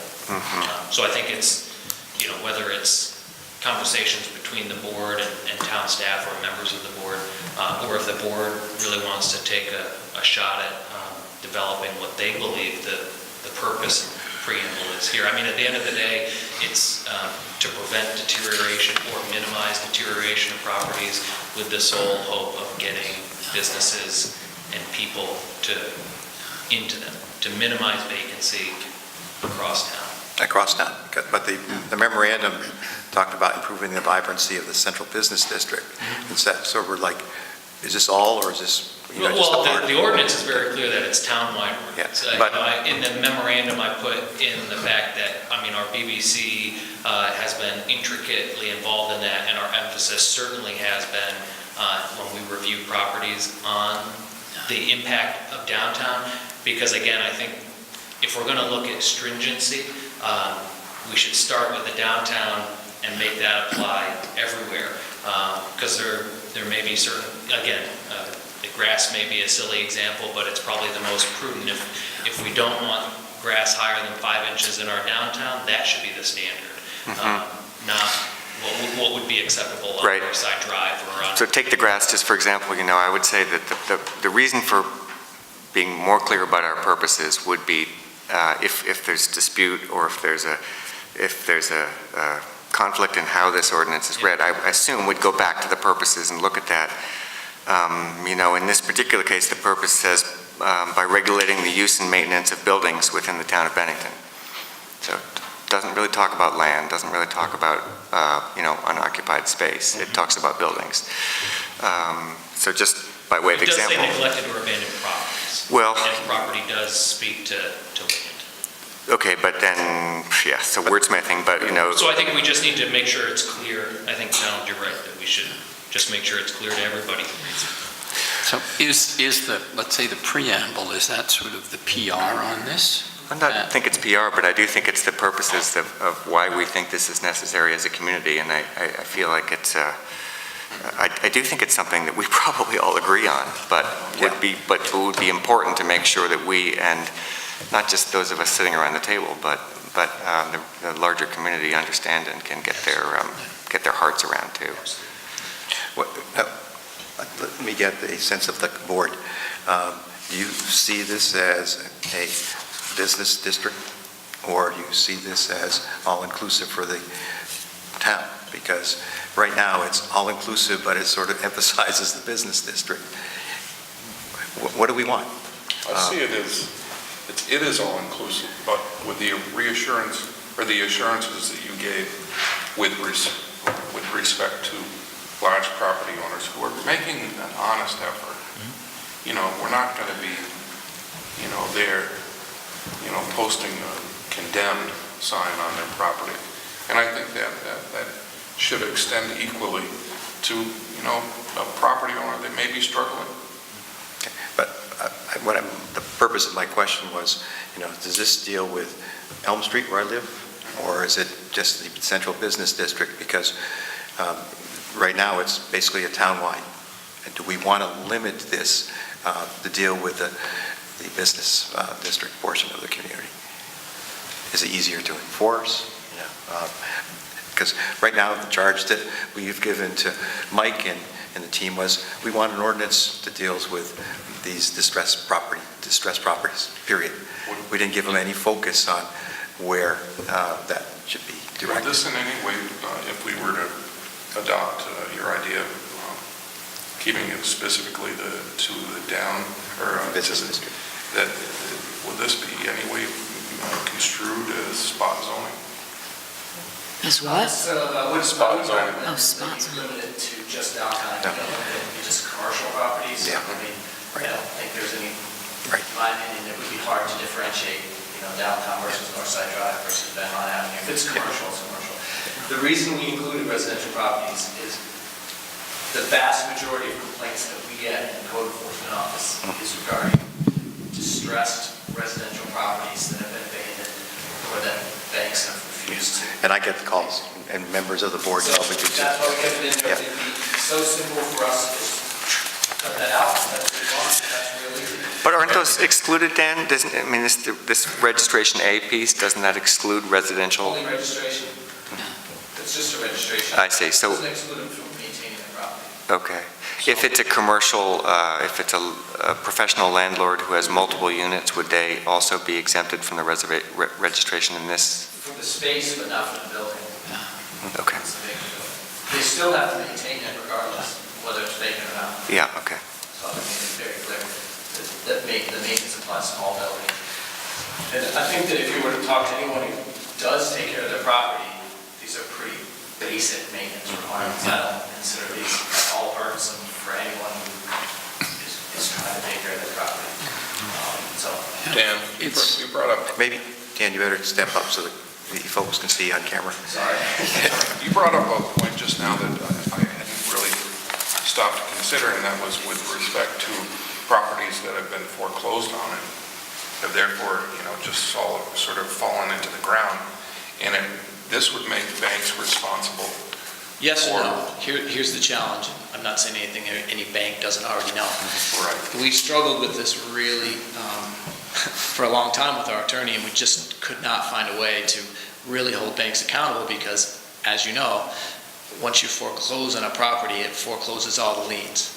So if we put a bunch of liens on a property before it was foreclosed upon, which banks often do, they wait, keep it in limbo, they can come in and wipe out the liens. So it's a real tough nut to crack.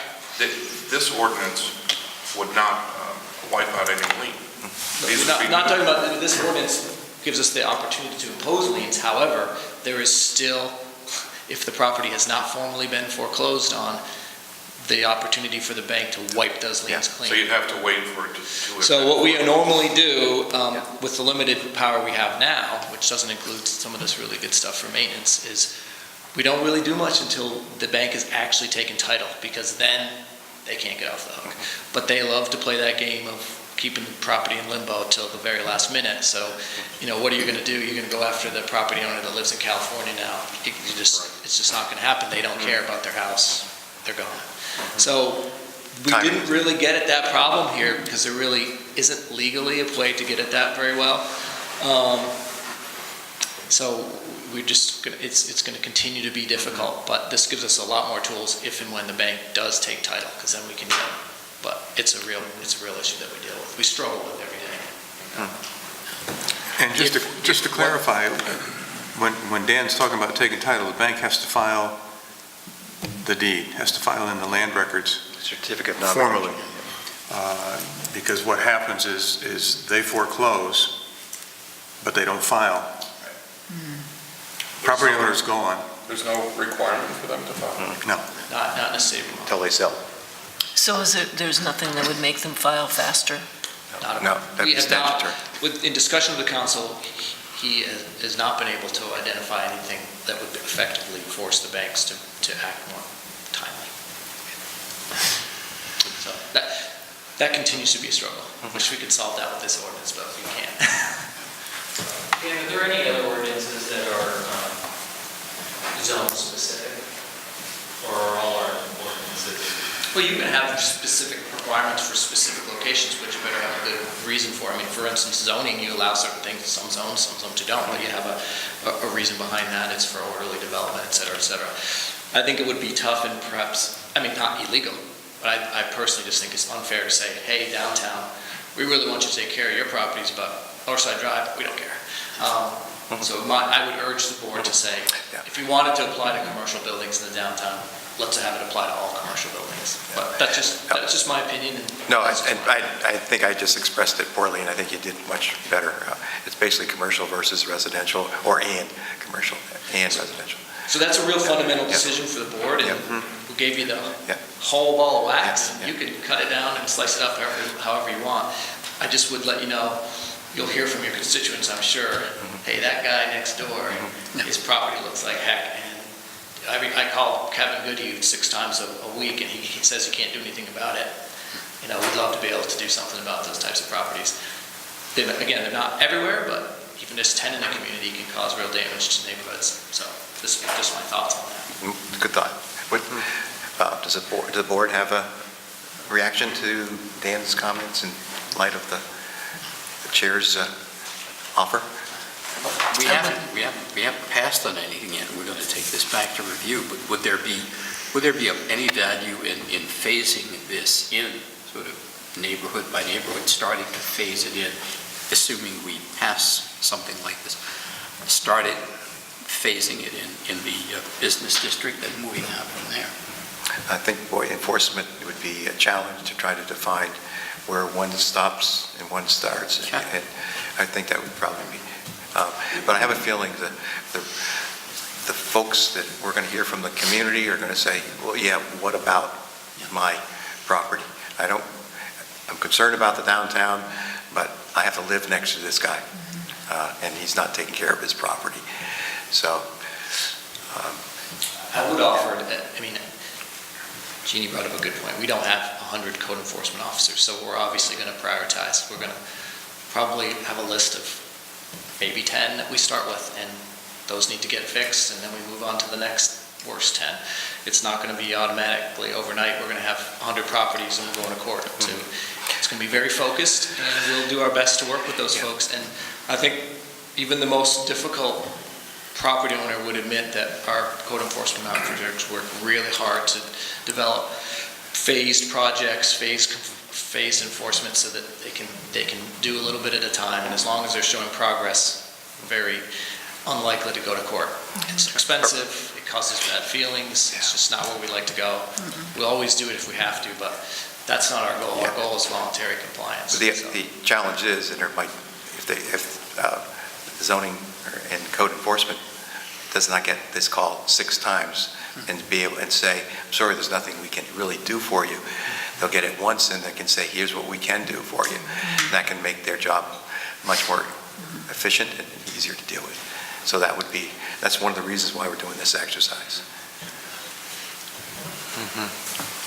So, Would the board like to do a little bit more wordsmithing, either as a group or a subcommittee?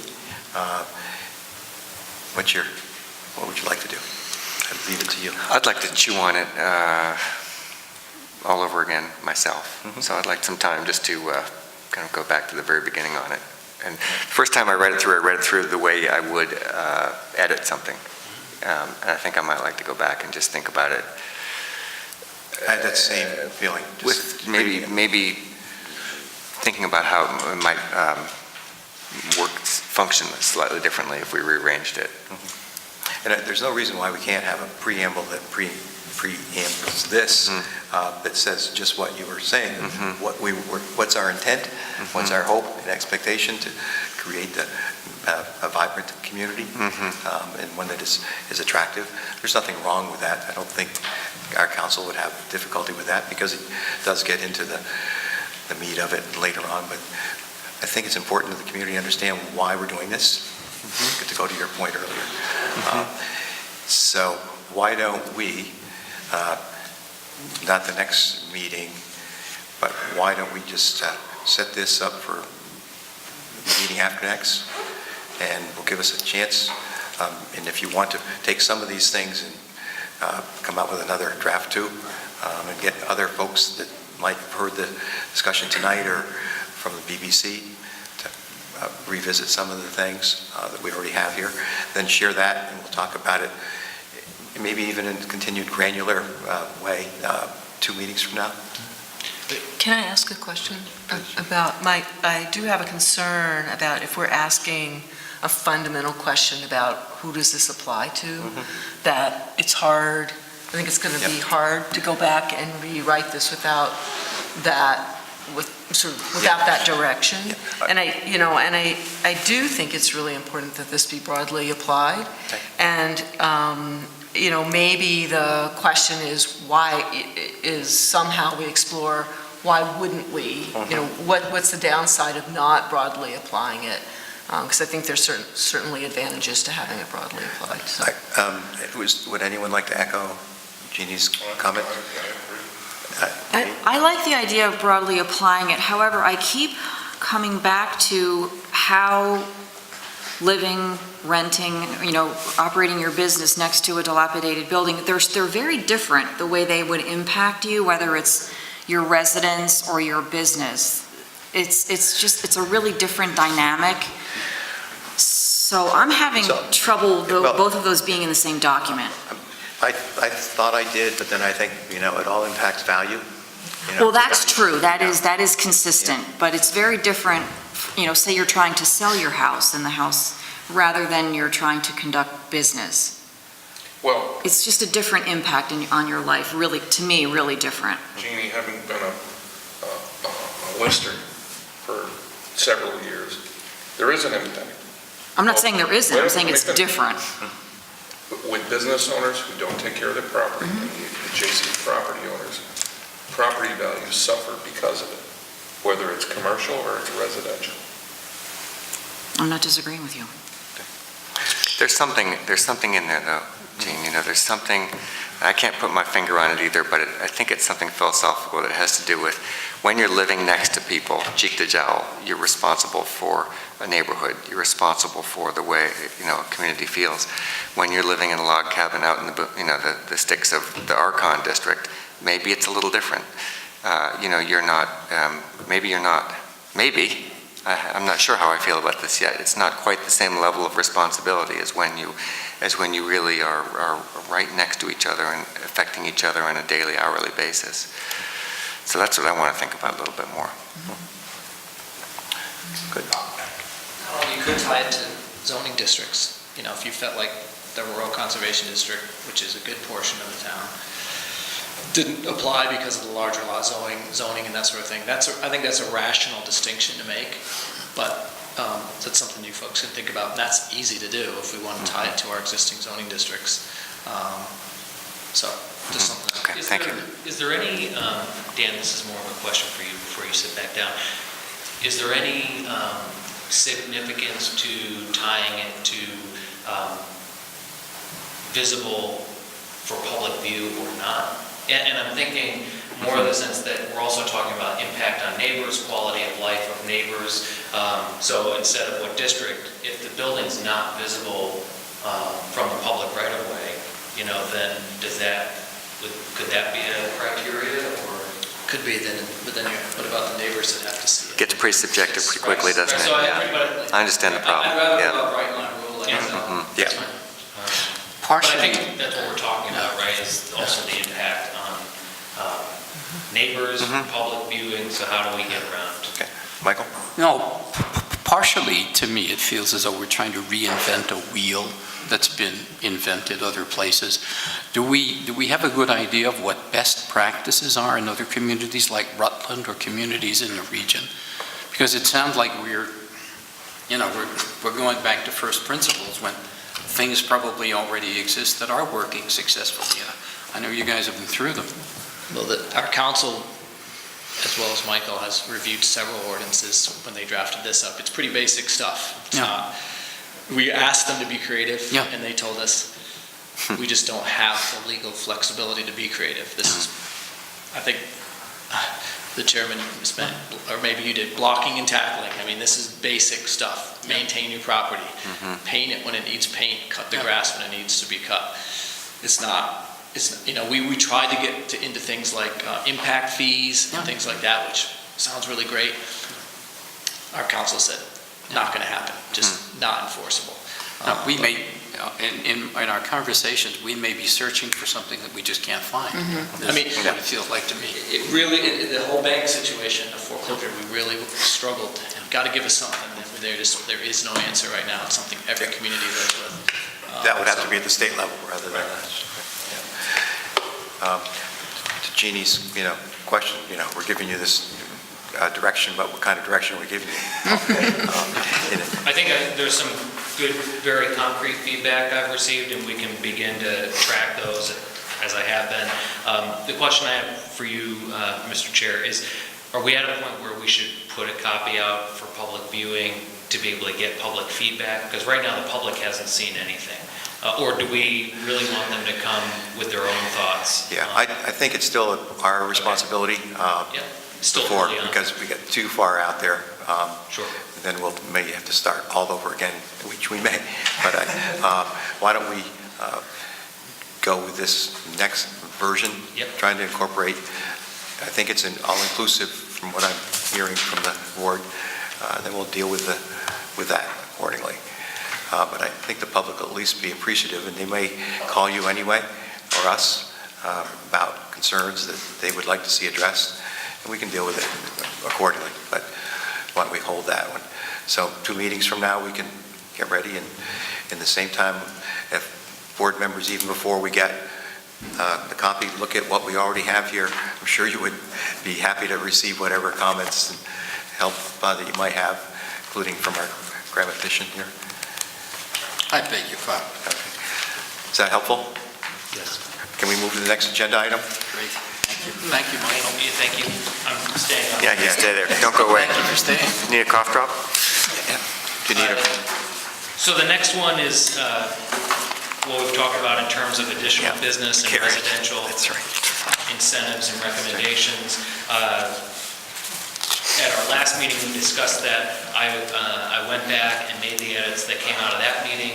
In addition, I asked the board to give feedback of any additional pieces, and I got some of that from some members. So what you have in front of you is the most current except for what I received today. But I did take notes on what I received today from Mr. Keaton.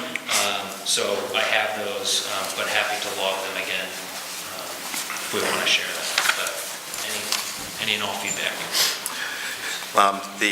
What you had from Michael were some comments from Michael, and I think I had a couple as well. If the members have their draft available, it's under eligibility requirements. Under the second bullet, where it says, must have at least a matching investment. I'm sorry, I think I'm in the wrong spot. It's actually the third bullet, right? Must use funds to facilitate a timely opening this is for facilitation, but not necessarily for the grant loan? Is that? Looks like that opening was cut and paste from the one below. Yeah. Looks like just take that opening out. Tom does, you've already mentioned that, and that third bullet in the first matching grant, what we're suggesting is must use funds to facilitate the opening, but it is not necessarily, hey, Tom? I'm lost on that, I can't read that. That's not my words. Oh, I wrote it. That's not my writing. Oh, this is Donald's. Oh, I'm sorry, I was passing it on to you. It's All right, can we, Tom, I can't read can Scottish. we go back to what your original comment was? So I just lost track of what you were saying. No, you can disregard that. You because disregard So this is, so the timely opening, I think, my note, I apologize for my chicken scratch, but it said this is for facilitation, but not necessarily for this grant or loan. So I think in the next one down, the third bullet, or the next one down, talks about, in the second bullet, facilitating a timely opening, which is what that loan program is meant to do. But I think the matching grant program is not necessarily meant to facilitate an opening. It's meant to facilitate it could be ongoing, right? It could be a lot of different things. So it could be that plus. So I'm just saying get rid of opening. Yep. Maybe get rid of that whole bullet. Yep. Yeah. Okay. Sorry. Thank you, can I have mine? There you go. I think one of the key changes that I'm glad you made is in the upper floor residential program, where we really moved away from the word quality housing, which can be a lot of things to a lot of people, and substituted for that market rate, right? And giving a specific definition of the loan rate, I think it's got to be, I think words like ultra low are more marketing words, but what we need there is what is the benchmark that's going to be used, whether it's Fed funds rate, prime rate minus municipal loan rate. That, I think, that's key, and you've covered that. Great. At least I give, in the newest version, for people who don't have it in front of them, I at least stated what our current rate is based on, and the idea that this would be something lower than that. I'm not sure, it's certainly up to the board whether you want to lock into a specific rate, 1%, 2%. Currently, our rate is half of the prime interest rate plus 2. For a long time, it was 3.65. Tom, you had a question about 3.7. compliance Yeah. with regulatory. Yeah, again, I think we don't want to lock ourselves in, as you're saying, and one, we have to be consistent with federal law for making loans that are at not below imputed market rate or mortgage rates. I think just by taking this ultra out deals with it, and I think right now what you're saying, by way of example, today the rate would be the lower of, but not necessarily the rate that we eventually decide, right? And then the last sentence, just qualifying it, that it's up to the board to determine the level of collateralization as determined by the select board. You got that one? Yep.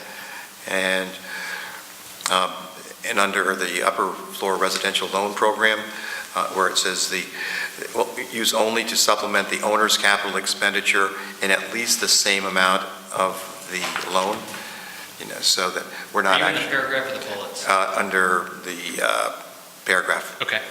I'm sorry, yep. There was one that Mike mentioned, and Mike, this was the one I didn't catch when you were reciting it over the phone. So just point me to where you're at, Mr. Chairperson. Okay. We have it. Can you The upper floor residential loan program, paragraph, line 3. Yep. After the word expenditures. Yep. Tom's comment was in at least the same amount as the loan. Okay. So expenditures would have to be at least the same amount as the loan. Yep. Great, I think that's it. And do you have the other bullets? Yeah, he's got them all. Yeah, okay, good. You had made a comment about removing the last bullet from the second program and the third program. Is that still your thought? Michael, you made a comment, and I don't know who it came from, but I wondered, maybe it may have come from me. it may be redundant. I wondered why that parenthetical statement was necessary at the end of the last bullet. So I just don't know if it's The correct. only reason I put it in there, because it was such a significant criteria, my fear was more that people will look directly to the eligibility requirements and not always read the paragraph. So I just was redundant in that nature. I see. We can certainly remove it. Okay. What more do you need other than those for us to move on this? Did you catch the two at leasts in the bullets? So So I got the May I at least. reiterate? in the third bullet of this, Question. of the low interest, and then the second bullet of the upper floor. Yeah, got it. Thank you. So you've got all our inserts so far, right? I got it. Okay, but Now, we're pretty much the there. does the board have questions relative to the three different programs here that we could talk about? I will only say that what you have before you is a program description. Each one of these follows up on drawing money from a program that already exists in terms of a fund. So we already have policies in place for accessing the development loan fund. We already have a policy in place for accessing money from our housing and business revolving loan fund. So this is really just to give guidance and to market them in a certain way. But in terms of the application and the process that someone goes through for accessing those funds, my assumption would be that that would stay the same. Great. Sounds good. So I think and I think this is where I keep saying, I really would like it to say explicitly that people will utilize existing resources like SBDC and Efficiency Vermont. And I think what I'm hearing you say to me over and over again is, it's in there, it just isn't, it's not in here, but it's in the And it requirements to get to here. So it's not necessarily a requirement, it's just a best practice for us. Right. So I think if we want to make it a requirement, we just have to be able to, it's hard to identify a requirement that fits all scenarios. And I guess I'm not feeling like I need it to be a requirement, but I would like it to be at least stated as a best Sure. practice, Yep. so that it builds awareness that the programs are out there and that they should be utilized when appropriate. And I know you're telling me that there are other places where that would come up. So I think, and maybe I'm not going to word this correctly, but maybe there is something about the idea that special consideration is given to those people That's who what I was use thinking. these That'd be services lovely. or Yeah. have Yes.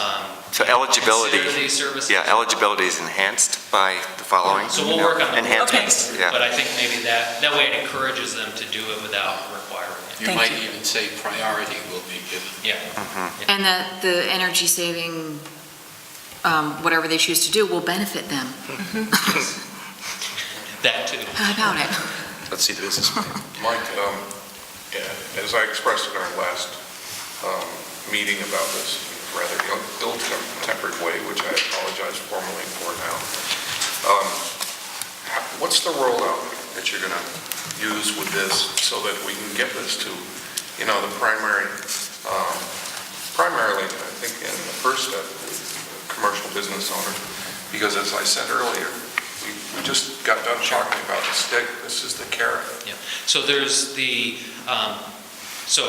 there's two modes, I guess, the passive and the active promotion, right? So the passive is, it will be on our website, it will be where people are looking for it. The active is, how do we reach out to those particular individuals directly? And I think when we do that, then there's the ways that are cheap and the ways that aren't cheap. So certainly, the least expensive ways to do that are through membership organizations like the Chamber and the BBC. We would certainly work hand in hand with them in terms of how to get it to their members. The Chamber has a membership list of about 350 members, so that's a good bulk of people. I don't know how many the BBC has currently at the moment. So there's another level of members. Then What we have about- to start talking. What about media, just using, like Sure. Stuart's comment or column is really good, or even have a special guest column?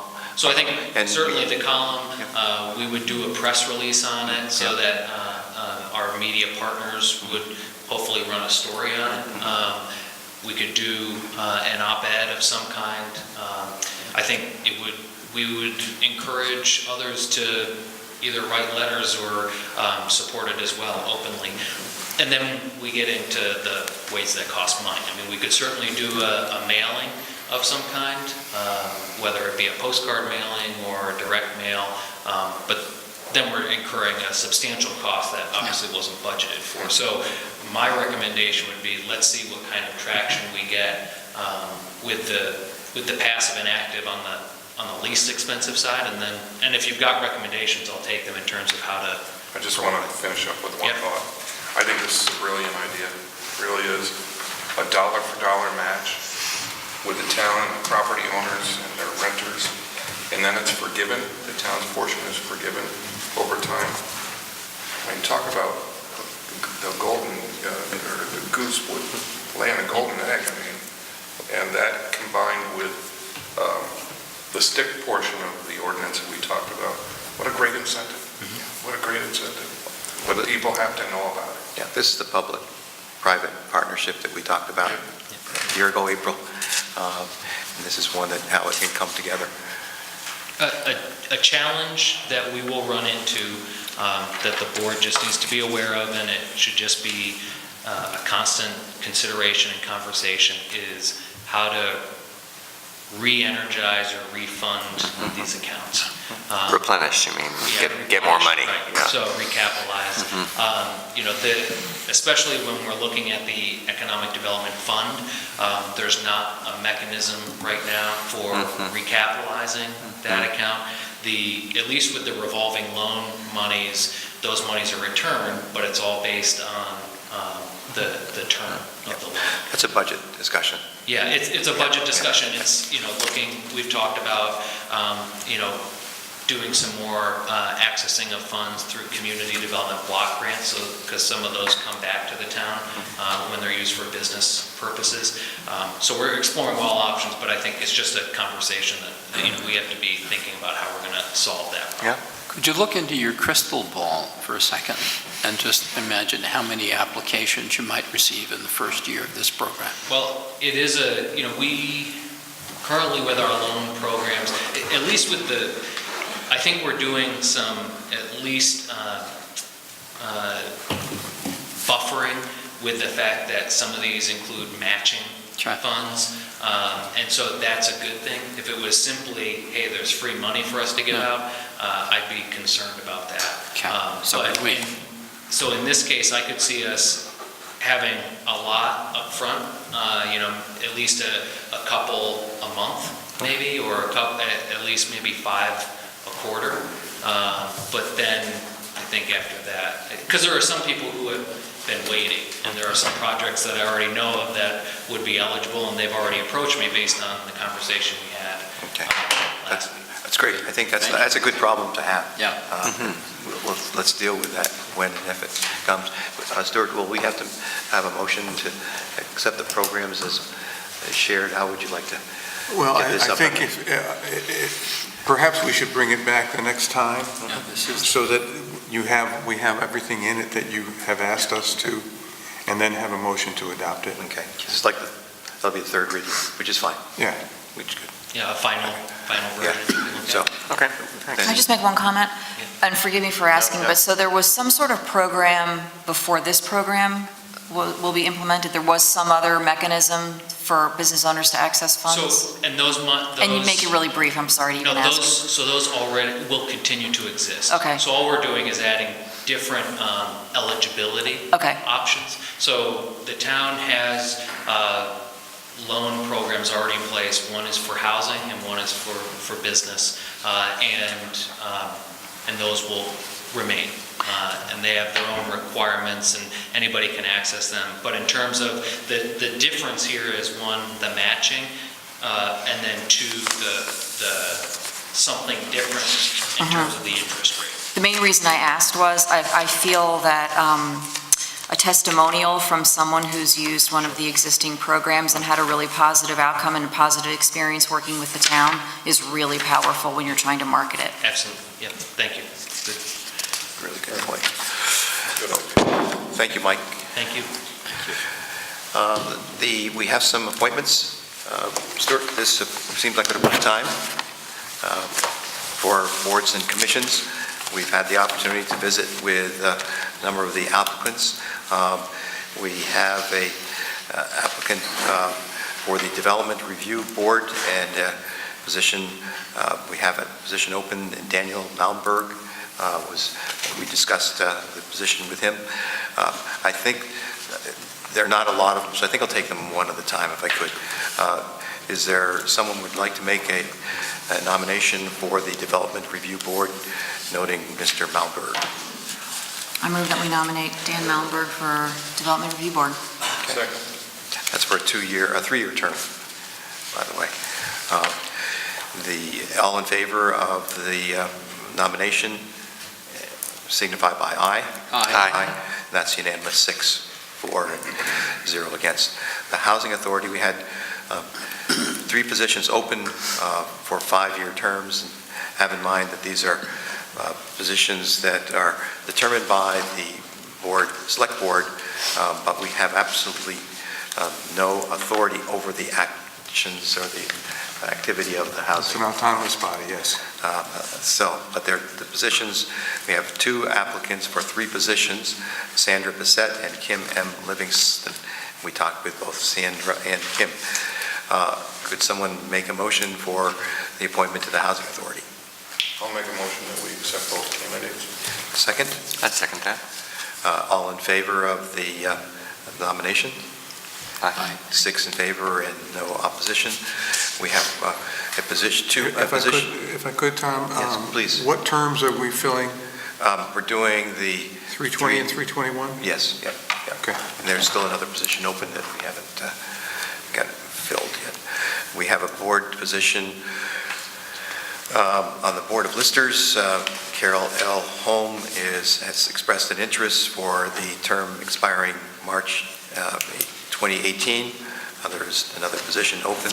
I move that Carol Holm be appointed. Second. Any discussion?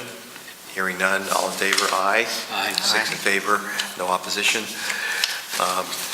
We have a Regional Planning Commission,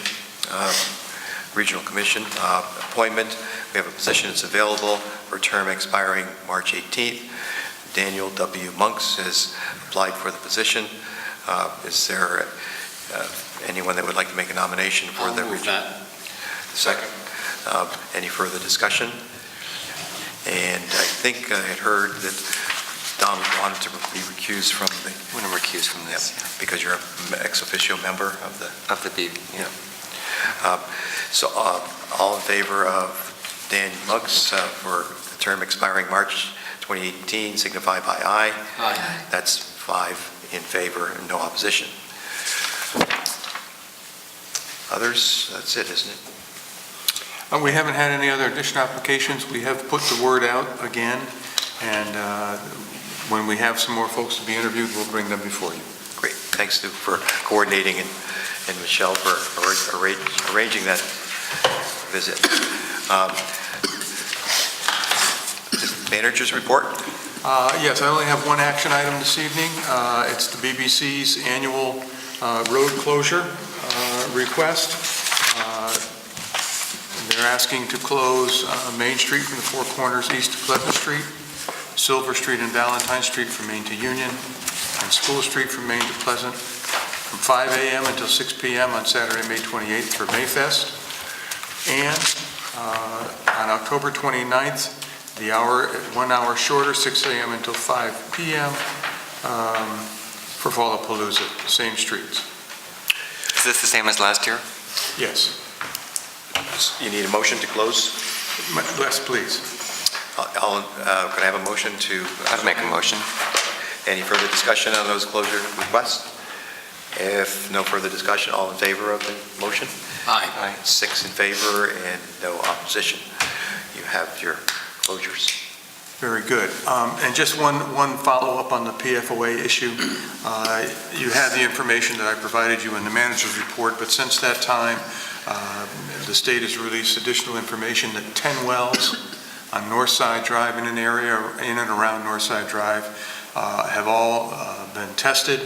Some are below 20 parts per trillion. Most are above in the 20 to 100. The state has asked us to aggressively come up with a design, which we have completed as of yesterday, to connect all of those units. The state has indicated a willingness to reach into its emergency funds to move that along quickly if in fact St. Cobain balks at paying for it. So we're moving very, very quickly on those particular units because they're all directly adjacent to municipal water, relatively, I say relatively inexpensive, a couple $100,000 gets them all connected. But the state has asked us to really push this one forward, and we are doing so.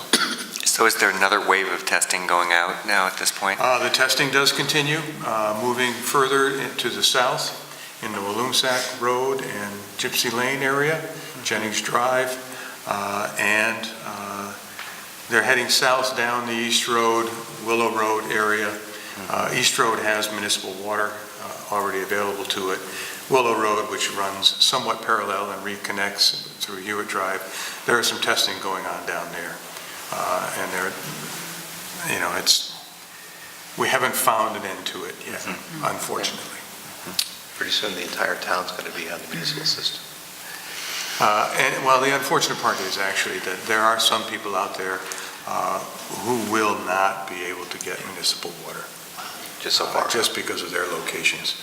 And so they'll be working with the filter systems probably for a long, long time. Any other? That's all I have tonight. Jean, would you have anything you'd like to add on? Or I can't think of anything. No. that's amazing. Jim? Good. Yeah, I have three things. Number one, I do want to thank the board for passing the lung health resolution. I also want to thank the Shaftesbury Select Board for having passed the same resolution last week. I thought I was dreaming when I read in the Bennington Banner today that financial allocation to complete rail from Rutland to Burlington has been granted, and that seems to be it's de facto, but not a fait accompli. And I can't tell you, excuse my language, how pissed off I am that we have been waiting in this town for years for some level of allocation and realism about Rail Connect. But it seems to go from a town of 50,000 to a town of 50,000. Sorry. The last thing I wanted to bring up, Michael Harrington and I have been working, as you know, we've talked about developing a citizen survey to match the business climate survey that we gave last year. Michael and I have been working on that, and when Bill Colvin joins us again, and as many people know, Bill and his wife Jessica have recently had a baby. We congratulate them on that. We're going to do the following. We're going to present a draft of that survey to the select board, to all of you, by no later than our first meeting in August. We intend to have a final draft of that survey by the second meeting in September, and we will launch that survey in the beginning of November.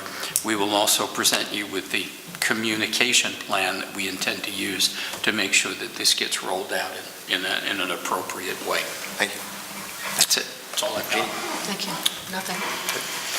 Very briefly, we've talked about this before, but Stuart, I'd really love to see if we could work towards some sort of financial dashboard that we work on as a select board.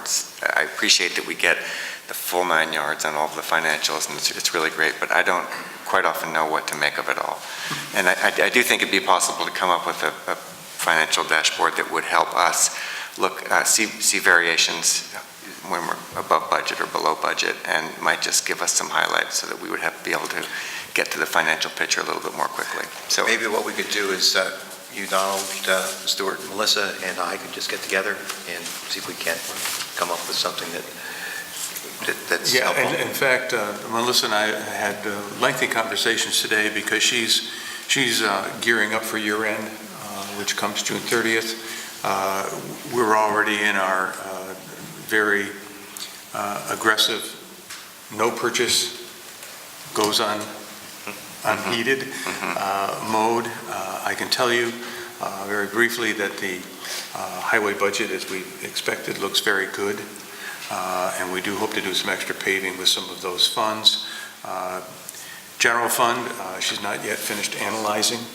And what I thought I'd do to address something like that is perhaps on a quarterly basis report where we are financially in a little bit more detail. Not so much that you have to look at all the lines, but just general fund, highway fund, water and sewer funds. Well, particularly against budget would be, quite helpful, and, and if there are big deviations one way or the other. Because things sometimes don't change dramatically month to month, but over the course of 3 months or so, you start to see some real variations. And some of those things that, they happen so slowly, and then there's accumulation of factors, suddenly something jumps out at you. And that's the kind of stuff I'd like to bring to your attention, so that you're very much aware that we really do have a handle on what's happening, and we understand where we're at. Thank you, that'd be great. Of course, I'd like to make it as the smallest amount of work possible for Melissa or anybody else who's working on it, but if we could get it so it was routinized, it would be a really wonderful thing to be able to have on a somewhat regular basis. Very good. Is there a motion to adjourn? So moved. So moved. Any discussion on the motion? All in favor? Aye. There's 6 of us that are in favor of adjourning. We're adjourned. Thank you. Thank you very much.